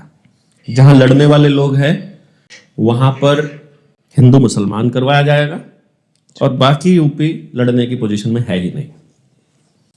ठीक है, पंजाब और वेस्ट बंगाल हो गया अपना है। यूपी का भी बता दिया, यूपी का भी चुनाव बता दिया। अब बात आती है वर्ल्ड में, दुनिया में क्या हो रहा है। और दुनिया में जो हो रहा है वो बहुत ही खतरनाक चीज चल रही है अभी दुनिया में। ईरान का राष्ट्रपति को मार दिया गया है, और हमारे नेताओं के बयान है कि ईरान हमारा पुराना मित्र रहा है, और जिसने हमला किया है और जिसके साथ अमेरिका बैठा है, अमेरिका इजराइल में बैठा है, और इजराइल हमला कर रहा है उनके बिहाफ से, वे उनके साथ मिलकर। और युद्ध से कुछ दिन पहले, हमले से कुछ दिन पहले मोदी जी भी इजराइल गए हुए थे, और इवन ये कह रहा है कि इजराइल बाप है। हाँ, सुना आपने वो डायलॉग? और ईरान का उसने कहा इंडिया इज मदरलैंड और इजराइल इज फादरलैंड। मतलब उस गधे को ये नहीं पता कह क्या रहा है, ये क्या चक्कर है, क्योंकि ये कोई, आप वैसे मजाक कर लें कोई बात नहीं, मगर ये छोटी बात नहीं है किसी की देश के राष्ट्रपति को मार देना। अभी उन्हीं के देश में देखो, अभी जो वेनेजुएला में हुआ था, वेनेजुएला को अमेरिका ने उठा लिया, हाँ, और ईरान को इजराइल ने उठा लिया। मतलब क्योंकि शुरू से तेल वाला चला हुआ है ना, और ईरान अमेरिका के बिल्कुल खड़तल खिलाफ था। इराक, वेनेजुएला तीनों में तेल के कुएं हैं। हाँ, यही चीज है। ये मामला क्या है भाई, ऐसे कैसे, मतलब कितना सारी दुनिया की लड़ाई नेचुरल रिसोर्सेज की लड़ाई है अजय भाई। जाओ मध्य प्रदेश, छत्तीसगढ़, उत्तराखंड, ये झारखंड, बिहार, जहां उधर लिथियम के भंडार मिले हैं श्रीनगर में, उधर लद्दाख में, जहां देखोगे वहां सोना, चांदी तो नहीं, सोना, हीरे, कोल, कोयला, बॉक्साइट, लोहा, जहां जहां भी प्राकृतिक रिसोर्सेज मिल रहे हैं वहां आदिवासियों का कत्लेआम किया जा रहा है। अब नक्सलाइट आंदोलन कोई खराब आंदोलन थोड़ी ना था, नक्सल एरिया से चालू हुआ। नक्सल जगह का नाम है, कभी आप सोचते हो कि नक्सल शब्द कोई खराब है। उस नक्सल आंदोलन को खराब, मतलब जैसे अराजकता शब्द है, बहुत अच्छा शब्द है अराजकता, बहुत अच्छी व्यवस्था है अराजकता, बहुत अच्छी, शानदार। अराजकता का मतलब क्या है पता है आपको? जहां कोई किसी का राजा ना हो, कि यहां हम 4 लोग बैठे, खुद का मालिक हो नहीं सकता। और हम सारे के सारे अपने मालिक हों और हम चारों मिलकर तय करें कि हमें इकट्ठा कैसे रहना है। तो ये कोई खराब सिचुएशन है? बिल्कुल नहीं। शानदार है। तो बिल्कुल। यानी हमारी जो व्यवस्था है वैसे ये अराजक व्यवस्था ही है। जो ये डेमोक्रेसी होती है ये अराजक है, राजा नहीं है, कोई प्रतिनिधि है। प्रतिनिधि है, चुनाव। लेकिन अराजकता को ये लोग गलत साबित करते हैं। इसी तरीके से नक्सली को, इसी तरीके से ये मुस्लिम शब्द को, मुसलमानों को बदनाम करने के पीछे प्रोपेगेंडा है ताकि मुस्लिम देशों के ऊपर अटैक करने के लिए माहौल बनाया जा सके। इंडिया के लोग उसके खिलाफ ना बोले, इसलिए पहले मुसलमानों के खिलाफ माहौल बना और फिर मुस्लिम देशों के ऊपर अटैक हुआ, क्योंकि मुस्लिम देशों के अंदर प्राकृतिक रिसोर्सेज की भरमार है। आप इस बात को समझिए, ये पूरे वर्ल्ड को दो हिस्सों में बांटने की स्क्रिप्ट का हिस्सा है। और अब आप देखो, यूक्रेन और रशिया का युद्ध कितने दिन चला? बहुत टाइम होगा, 13 महीने। 13 महीने। 2027 में नरेंद्र मोदी मुख्यमंत्री कितने दिन रहा? 13 साल। नरेंद्र मोदी को 13 साल प्रधानमंत्री बने हुए कितने टाइम हो जाएगा? 2027 में। और मैंने आपको क्या कहा था कि जो चंद्रबाबू नायडू और नीतीश कुमार अपना समर्थन वापस लेंगे 2027 में, क्योंकि 13 साल पूरे हो रहे हैं। 13 देश खिलाफत में होंगे और लड़ाई इस तरीके से लड़ी जाएगी। पूरा खेल स्क्रिप्ट के हिसाब से चल रहा है। जैसे आप बातें कर रहे हो ना, मेरे को लगता है आपको बाबा बन जाना चाहिए। जैसे आप भविष्यवाणी करते हो ना, 13 साल, 13 महीने, 13 दिन, 13 सेकंड, मतलब देखो है तो एक कॉन्स्पिरेंसी, कह देते हैं भाई हाँ हम ये चीज यहाँ से मिल रही है तो ये हो सकता है। तो बातें तो सारी यहीं पे है। जब वो चीज हो जाएंगी फिर क्या फायदा? वो चीज हो जाएंगी और तब माना जाएगा भाई हाँ उसने सही कहा था। मेन बात ये रहती है। मगर इसमें ये होता ना, कई बार कोई भविष्यवाणी कर देता है, उसने भविष्यवाणी 3-4 भविष्यवाणी कर दी, मैं बैठा हूं, मैं 3-4 भविष्यवाणी कर दूं भाई अमेरिका का राष्ट्रपति कल को मोदी होगा, हो तो कुछ भी सकता है, ये तो पता नहीं। मैंने 3-4 कर दी भाई, अमेरिका का राष्ट्रपति मोदी हो सकता है, राहुल गांधी हो सकता है, ट्रंप हो सकता है, दोबारा ओबामा आ सकता है। ये भविष्यवाणी अब होगी, कल को जाके ओबामा दोबारा से राष्ट्रपति बन जाए तो मेरी ये बात चलेगी भाई हाँ उसने भविष्यवाणी की थी और ओबामा राष्ट्रपति बन गया। मगर कोई ये नहीं देखेगा मैंने मोदी का भी नाम लिया था, मैंने उसका भी नाम, आपने सारी चीज बता दी भाई 13 महीने, इतने दिन बाद, इतने, ये चीज मिली हुई है। मगर इस चीज को मानने कैसे लोग? मैं तो ये नहीं कह रहा कि 2026 में होगा, मैं नहीं कह रहा 2028-29 में होगा। मैंने कहा है एजेंडा 2030 क्या है? 2030 तक आपके सारे नेचुरल रिसोर्सेज के ऊपर ये कब्जा करना चाहते हैं। 2030 तक रोबोट्स की आर्मी लाना चाहते हैं। 2030 तक चप्पे चप्पे पर सीसीटीवी कैमरा लगाना चाहते हैं। 2030 तक 6G को इंस्टॉल करना चाहते हैं। 2030 तक आपकी जमीनों के अधिकार, आपके परिवार और आपके मकानों का अधिकार आपसे छीनना चाहते हैं। 2030 तक ये हर आदमी के अंदर कोई ना कोई इंजेक्शन डालकर नैनो रोबोट्स उसके अंदर डालना चाहते हैं। 2030 तक you will own nothing but you will be happy, world economic forum का स्लोगन है। 2017 में उनके ट्विटर अकाउंट पर आज भी वो वीडियो पड़ी हुई है कि 2030 तक हम एक ऐसी दुनिया बना देंगे जहां तुम्हारे पास कुछ नहीं होगा, तुम नंगड़ होंगे, तुम भिखमंगे होंगे, लेकिन खुश रहोगे, गारंटी है। ये लिखा हुआ उसमें, मैं नहीं कह रहा, वीडियो पड़ी है। वर्ल्ड इकोनॉमिक फोरम वीडियो 2017 में सर्च करके देखो, उसके world economic forum world economic forum से, हाँ वर्ल्ड इकोनॉमिक फोरम, ठीक है, बोल रखा है उसमें, बिल्कुल वीडियो है यार बकायदा। तो मैं नहीं कह रहा हूं, ये बकायदा स्क्रिप्ट का हिस्सा है। अभी वर्ल्ड इकोनॉमिक फोरम की पिछली जो समिट हुई थी, जिसके अंदर योगी भी गया था और जिसमें शिबू सोरेन भी गया था, झारखंड का जो मुख्यमंत्री है। शिबू सोरेन इसलिए गया था क्योंकि वहां के सारे संसाधन उनको देने हैं, क्योंकि टेक्नोलॉजी को वहां लेके जा रहा है वो। और ये योगी इसलिए गया था क्योंकि अब यूपी को तोड़ने का समय आ गया है, हिंदू मुसलमान कैसे किया जाए वो बताने के लिए गया था, सारे संसाधन कैसे देने हैं, समाज को कैसे तोड़ना है, उसकी ट्रेनिंग लेने गया था। ठीक है, अब आप ये देखिए कि उनके 13 साल हो रहे हैं 2027 में, और इनको एजेंडा लगाना है 2030 में, जो एजेंडा लेके आना है, तो 3 ही साल बचे हैं। उस दौरान क्या क्या होने के चांसेस हैं? इनको युद्ध करवाना है, मतलब बेसिकली देश में केओस लेके आना है। केओस का मतलब है सब कुछ तहस नहस दिखाई दे, सब कुछ, ताकि लोग नई व्यवस्था मांगे, सारे डिपार्टमेंट्स के अंदर भ्रष्टाचार चरम पे हो जाए, लोग एक दूसरे को मारने काटने के लिए तैयार रहें, कोई किसी के ऊपर भरोसा ना करे, सब कंगाल हो जाएं, सब कर्जे में हो, किसी के पास कोई रास्ता नजर आने का कोई उम्मीद की किरण नजर ना आ रही हो। सारे समाज में सरपंच पे यकीन आपको है, तहसीलदार पे है, डीसी पे है, मास्टर पे है, डॉक्टर पे है, नेता पे है, मुख्यमंत्री पे है, सबको चोर मानते हैं सारा समाज। मतलब जिनको आपकी व्यवस्था में टॉप पे बिठाया गया है उन्हीं के बारे में पूरे समाज की धारणा गलत है। तो अब समाज में सब लोग ऐसी बात कर रहे हैं कि सब खत्म हो रहा है। अब आप नई व्यवस्था खुद बनाओगे या किसी को कहोगे कि हमें ये चाहिए? इसके लिए इतने सालों तक आंदोलन करवाए गए हैं और हर आदमी को ये यकीन दिलाया गया है हमको सरकार से मांगना है, हमको मांगना है, हमको मांगना है।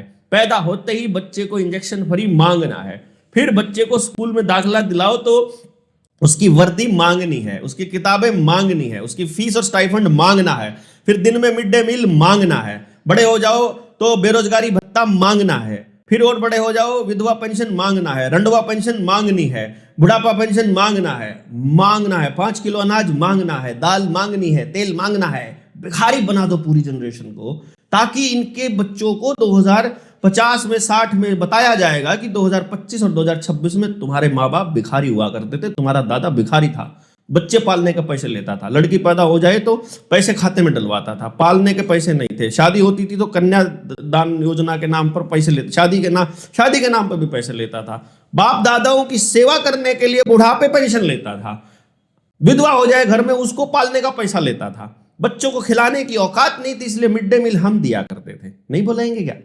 क्योंकि कागज में एंट्री हो रही है कि 85 करोड़ लोग भिखमंगे हैं। 5 किलो अनाज 100 रुपए का आता है, 20 रुपए किलो रेट लगाओ, 100 रुपए पे पूरा दिन लाइन में खड़े रहते हैं, प्रति व्यक्ति 5 किलो अनाज मिलता है। सोचो, कागज में एंट्री हो रही है कि पूरा देश भिखमंगा है और आपके बच्चे गर्व से आंख उठाकर छाती चौड़ी कर कभी नहीं बोल पाएंगे कि हमें भारत पर गर्व है।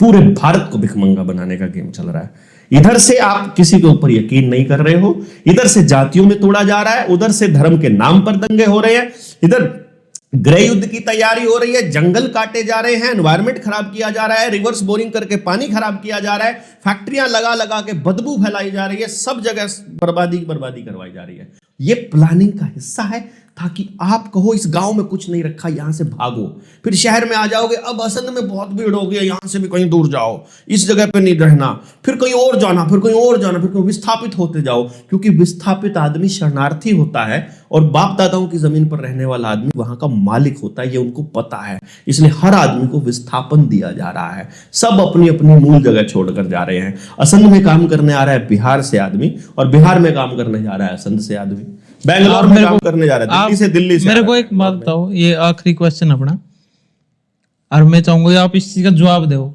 मैं जानता हूँ आप कुछ ये जवाब दोगे, मगर मेरा उम्मीद है बना भाई हाँ कुछ ना कुछ सही जवाब दो आपने इस बात का, जो मैं चाहूँ भाई हाँ ये जवाब तो देना चाहिए लगता है आपने।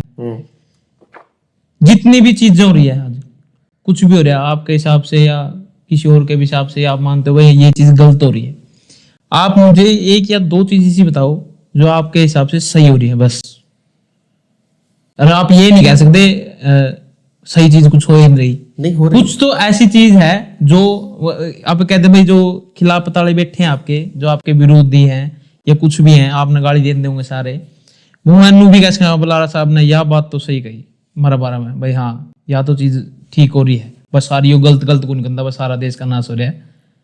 दो एक चीज इसी बताओ ना, हाँ भैया चीज तो ठीक हो रही है, देखो इस चीज में मैं बंदे ठीक है।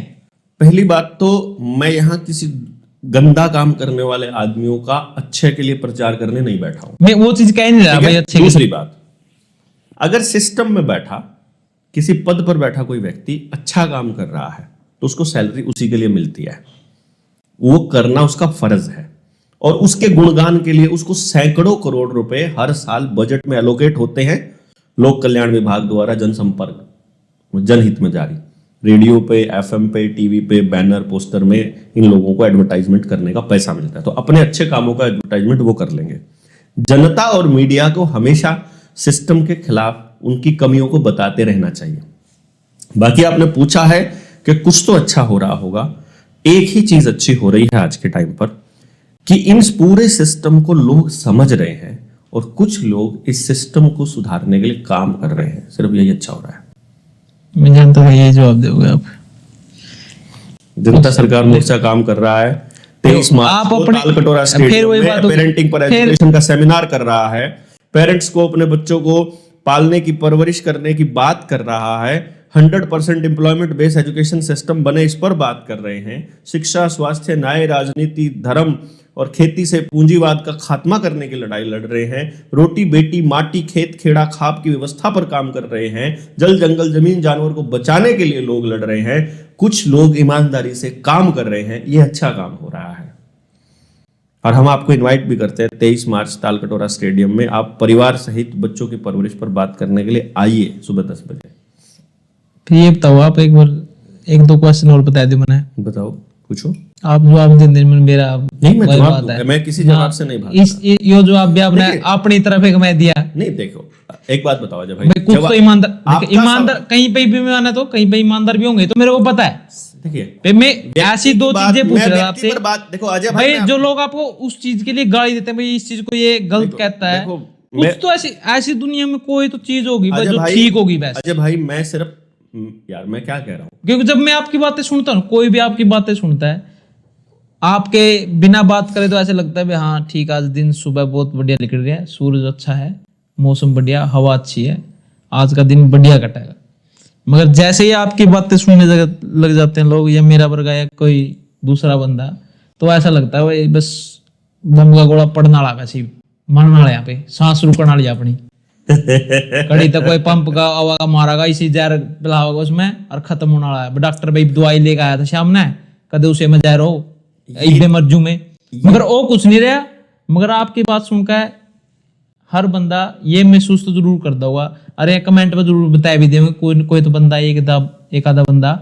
मैं सिर्फ ये पूछ रहा हूँ भाई, दुनिया में आपकी जो आपने देखा है, रिसर्च कराया, जो भी कराया आपने, वो कुछ तो ऐसी चीज होगी भाई, ये चीज देश में बढ़िया हो रही है, या इस सरकार ने यो काम इतना एंडी कर रखा, इसकी तो मैं तारीफ कर सकूं। आपनों को ना भाई मीडिया को या लोगों को सरकार के गलत कामों के विरोध करना चाहिए, और मैं भी मानता हूँ करना चाहिए, मगर उसके ऊपर यदि को सरकार सही काम भी कर रही है ना, किसी भी सेक्टर में, किसी भी तरीका, कोई भी आदमी, उसकी तारीफ भी तो करनी चाहिए। ऐसा तो क्या ही हो गया भाई, सभी सरकार गलती करती है। देखो मैंने कुछ पैमाने बनाए हैं देश की तरक्की के, और आपके अगर पैमाने हो तो आप बता देना। ये देश तरक्की में तब माना जाएगा जब लोग आजाद महसूस करते हो, आपस में प्रेम प्यार हो, किसी को किसी चीज की कमी ना हो, और पावर उनके हाथ में हो, और नेता उनके हिसाब से नीतियां बनाए। उनके बच्चों के लिए नजदीक में ही शिक्षा की व्यवस्था हो, वो शिक्षा उनको रोजगार देती हो, उनको जीवन जीना सिखाती हो, उनका प्रेम बढ़ाती हो, उनके जीवन में शांति लाती हो, और असल चीजों की जानकारी देती हो, और वो जीवन को अच्छे से प्रकृति के नियमों का पालन करते हुए जी सके। ये मैंने तरक्की की परिभाषा रखी है, और बीमार ना हो। मैं तरक्की की बात तो कर ही नहीं रहा ना, मैं सिर्फ सही चीज की बात कर रहा हूँ। सही है, तरक्की सही है। चलो आप ये बताओ, यही सही है ना? आप ये बताओ, अगर आप खुश हैं ये तो सही है, ये अगर आप दुखी हैं तो अब मैं सही नहीं मान सकता। ये तो आप थॉटफुल बात आप कितनी भी कर सका, मन ने भी आवा है, आपने भी आवा है, मगर मैं सिर्फ रियलिटी की बात कर रहा हूँ। मैं पॉइंट आप सीधी बात छोड़ो, मैंने पूछूं कांग्रेस में सबसे बढ़िया बंदा कौन लगा है जो काम बढ़िया करा है और ईमानदार आदमी है? सिर्फ एक बंदा का जवाब दे दो। मैंने किसी भी पॉलिटिक्स, कोई भी, देखो कोई भी नेता, कोई भी कार्यकर्ता हो, आपने इसे लगा भाई यो बंदा काम कर सका है और इन्हें करना चाहिए। कोई व्यक्ति हमारे लिए काम क्यों करेगा, मुझे तो ये समझ में नहीं आता। देखो आप फिर वही उसी चीज में जा रहे हो। मैं जो पूछ रहा हूँ आपसे, आप सीधा जवाब दे दो। मैं क्यों कांग्रेस की एडवर्टाइजमेंट करूं भाई उसके नेता की? मेरा क्या लागे, मेरे साले लागे हुए, मेरा क्या लागे है? वही बात होगी, आप तो वही बात लेके चल रहे हो। मेरा क्या लागे कांग्रेसी? मैं कहना है मतलब भाई मेरा क्या लागे राहुल गांधी यार? एक बात बता, बर्बाद है। सत्ता में जो गलत हो रहा है उसको समाज को उसकी मुखालफत करते हुए समाज को सच्चाई बताना और उसके खिलाफ बोलना, यह विपक्ष का धर्म है। वो अपना काम कर रहे हैं। शान थोड़ी कर रहे किसी के ऊपर। फिर विपक्ष तो हर चीज का खिलाफत करती है, हर एक चीज की, करनी मतलब कोई ही भी चीज चाहिए, नहीं। करनी ही चाहिए। इसका मतलब ये बताओ भाई, हर एक चीज सरकार गलती करती है हमेशा, चाहे वो बीजेपी हो चाहे कांग्रेस हो। हिमालय कांग्रेस सत्ता में आ जाए और बीजेपी विपक्ष में हो, बीजेपी हर एक चीज का विरोध करेगी, हर एक चीज को करेगी। फिर ऐसा तो नहीं है हर एक चीज ही विरोधी चीज हो, करना चाहिए, हर एक चीज विरोध मैं इसलिए करना चाहिए क्योंकि देखो, मीडिया और तंत्र में बैठा आदमी अपनी एक सच्चाई बताता है, अपनी सच्चाई, लेकिन मैं जो बोल रहा हूं वो संपूर्ण सत्य नहीं हो सकता। मेरा जवाब संपूर्ण नहीं होगा। मेरी कही हुई बात एक तरफा है, जो मुझे दिखाई देती है, जो मुझे समझ में आती है। आपको कुछ चीजें इसके अलग भी दिखाई दे सकती हैं, तो उसका तो खुलासा आप ही करोगे ना, कि तंत्र में बैठा व्यक्ति कहेगा कि ये अच्छा हो रहा है, ये वाला हिस्सा दिखाएगा, लेकिन विपक्ष बताएगा नहीं ये हिस्सा भी है, यहां ये गलत भी है। तो उसका काम ही ये है, यही करना चाहिए, यही होना चाहिए। एक पक्ष एक अच्छा बोले, एक उसके उलट बोले। पक्ष और विपक्ष के बिना, बैलेंस बनाए बिना कभी भी ये सृष्टि नहीं चलती। Balance is the only thing ये सृष्टि चलती है। तो इसलिए अगर सब एक पक्षीय हो जाएंगे, सभी एक रंग में रंग जाएंगे, सभी एक सोच में बदल जाएंगे, सभी एक तरह के हो जाएंगे, सोचो आप सारे सब कुछ सफेद हो जाए, बताओ कैसा लगेगा? आपको ये पॉडकास्ट की सेटिंग करने के लिए येलो लाइट अलग से, व्हाइट लाइट अलग से, पीछे दीवार का रंग ये, फिर हरा रंग भी, फिर येलो भी, फिर व्हाइट घड़ी भी, फिर ये कितना सारा लाना पड़ा आपको, क्योंकि खूबसूरती विभिन्नता में है, अलग सोच में। अलग सोच ही इस दुनिया की एग्जिस्टेंस को सच बनाती है। और आपकी और मेरी सोच अलग है, हम दोनों को एक दूसरे को स्वीकार करना चाहिए कि तुम अलग सोचते हो, मैं अलग, तो अलग होना खूबसूरती को बढ़ा रहा है। मैं क्यों आपके हिसाब से सोचूं और बोलूं, और कोई भी आदमी मेरे हिसाब से क्यों सोचे और बोले? बलारा साहब ये कह रहे हैं भाई, जो भी बातें उन्होंने बोली हैं वो उनके विचार, मेरे विचार है ये। आपको मानना है या नहीं मानना है ये सिर्फ आपके ऊपर है। उसको सही और गलत बताना या साबित करना वो उनके ऊपर है। बिल्कुल। अभी आपने ये बात करी, सुनो मेरी बात भाई, ये मेरे व्यक्तिगत विचार है जो मैं बात कर सुनो यार मेरी बात को, ये मेरे व्यक्तिगत विचार और मेरी समझ है। आपको केवल ये सुनना है और अपनी समझ डेवलप करनी है। हाँ, अब यही तो कह रहा हूं ना मैं, ना गलत सही नहीं होता कुछ भी। देखो किसी के हिसाब से सही गलत होता है। देखो आप, मैं कुछ कह दूं भाई काला नीला है, तो ऐसा हो नहीं सकता। हाँ? वो काला काला ही दिखेगा ना। किसी की आंख खराब हो सकती है जो हरे को पीला दिखती हो, फिर वो आंख का कसूर है ना, उस कलर का कसूर तो नहीं है ना। तो बोलने वाले की भी गलती नहीं है, क्योंकि उसको बचपन से मैं उस चीज का कसूर बताया नहीं रहा ना, बचपन से जो उसे मैं पीला कलर दिखाई की दे बात रहा कर है, रहा हूँ ना उसकी कि मम्मी उसे ग्रीन कह रही है। नहीं तो फिर ये तो दुनिया भी फेक ही है फिर तो। हाँ बिल्कुल। और आपको क्या लगता है इसमें कुछ भी सच है? फिर आप जो ये बातें कर रहे हो फिर ये भी फेक है। बिल्कुल, इसमें कोई डाउट थोड़ी है आपको। इसमें क्या शक है आपको, बताओ? फिर मुझे तो मेरे ऊपर भी शक हो रहा है, मैं यहाँ दुनिया में हूँ भी या नहीं? नहीं, मैं नहीं हूँ ना। जो दिख रहा है वो है ही नहीं। मतलब आपकी आंखें खराब है, ठीक है, मेरी आंखें ही नहीं है। आपकी आंखें नहीं है, ये सत्य है ही नहीं कि मेरी आंखें हैं। आपको जो आंखें दिखाई दे रही, क्या पता क्या हो? आपका नाम क्या है? क्या मेरा नाम मतलब क्या? आप बताओ, आपका नाम बताओ, कुछ तो होगा आपका नाम। किसका नाम पूछ रहे हो? आपका नाम। अरे गहरी बात हो जाएगी, गहरी हो जाएगी, बहुत गहरी। तुम इस शरीर का नाम पूछ रहे हो और मैं कुछ और हूँ। अभी शरीर का नाम, अभी नाम उस परम पिता का, और इस शरीर को कुछ और। डॉक्टर साहब की मेरी लड़ाई हो जाएगी। आप इस पॉडकास्ट ने यहीं तक रखते हैं, जितने मुद्दे हो चुके शायद कवर हो चुके हैं। साइंटिफिक बात बताता हूँ अजय भाई, सब लोग जितने दर्शक हैं उनको बताता हूँ। ये किताब है, इसका फ्रंट पेज देखो, ये आपको ब्लू दिखाई दे रहा होगा, ये हिस्सा आपको व्हाइट दिखाई दे रहा होगा, ये ब्लैक, ये ऑरेंज, ये रेड है ना। ये 4-5 कलर इसके डिजाइन में है। कोई भी चीज हमें ब्लू कब दिखाई देती है और व्हाइट कब दिखाई देती है और ब्लैक, इसका एक साइंस है। मैं इसको समझना, एक मिनट बस, मैं ये समझता हूं, मेरे को पता है। 60 सेकंड्स नहीं, उससे आगे का नहीं पता, बस मैं उसको जोड़ने की बता रहा हूं।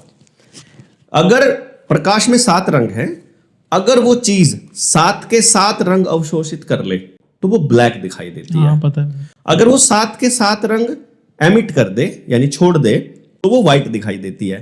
तो अगर वो ब्लू कलर का उसमें पिगमेंट ऐसा है कि वो ब्लू कलर को छोड़ दे और बाकी के रंगों को अवशोषित कर ले, तो वो ब्लू दिखाई देती है। इसका मतलब जो चीज ब्लू दिखाई दे रही है उसने ब्लू रंग छोड़ दिया है, यानी उसमें ब्लू रंग नहीं है। बाकी के सारे रंग इसने अवशोषित करे, यानी इसमें ब्लू रंग को छोड़ के बाकी सारे रंग है। फिर भी यानी जो आपको ब्लू दिखाई दे रहा है उसमें ब्लू नहीं है, फिर डॉक्टर मतलब साहब, बाकी सब रंग है उसमें, लेकिन डॉक्टर दिखाई साहब, ब्लू दे रहा है। देखो। तो इस धरती पर जो आपको दिखाई दे रहा है वो नहीं है जो दिखाई पता दे रहा है है। जिस हिसाब से आप आगे जा रहे हो ना, मैं सिर्फ नॉर्मल बात, ये ब्लू दिख रहा है ना मेरे को, तो ये ब्लू ही है ना, ये ब्लू मैं- नहीं है, ये मैं- ब्लू दिख रहा है, ये यदि ब्लू मैं नहीं है, आपको यही बता रहा हूं मैं आपको। देखो, एक तो मैं कहूँ पृथ्वी चंद्रमा के पास है, और एक मैं कहूँ पृथ्वी आकाश गंगा के इतने अंदर से इसके पास के इतनी दूर इतनी सी है, तो मेरे को उससे मतलब नहीं है। मेरे को चंद्रमा दिख रहा है और मेरे चंद्रमा और पृथ्वी का गैप पता है, तो मैं सिर्फ उसकी बात करूंगा कि चंद्रमा के इतने दूर पृथ्वी है, ये मेरे को नीला दिख रहा है, तो छोटे मेरा लाल- मतलब में नीला ही है। छोटे लाल, तेरा दिमाग खराब हो रहा है, तू चांद ने पृथ्वी ने न्यू देखा है, तू ताले देख नहीं यारी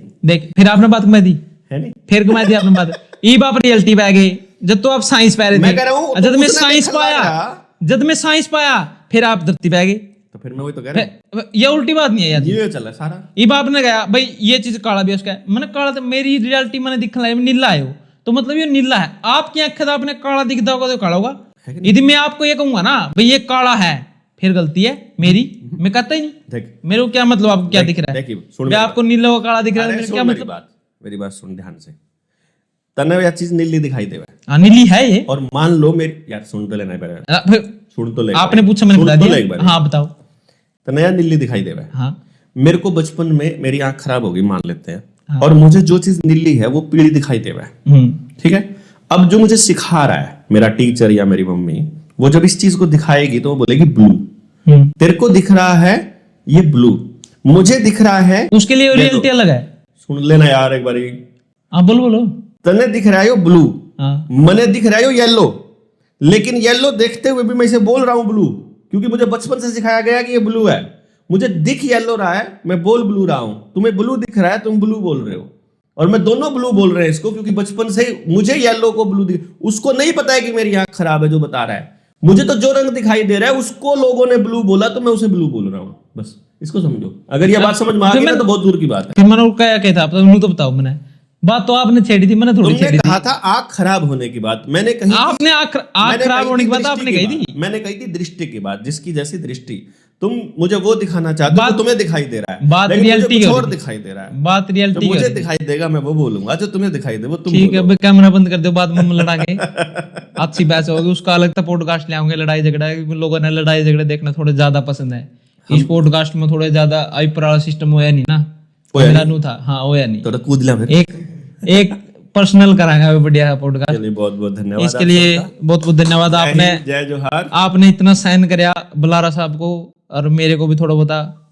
आपका बहुत बहुत धन्यवाद। कमेंट में जरूर बताना भी आपको कौन सी बात झूठी लगी, कौन सी सच्ची लगी, कौन सी सही थी, कौन सी गलत थी, कौन सी रियलिटी थी, कौन सा इल्यूजन था। बस धन्यवाद। धन्यवाद।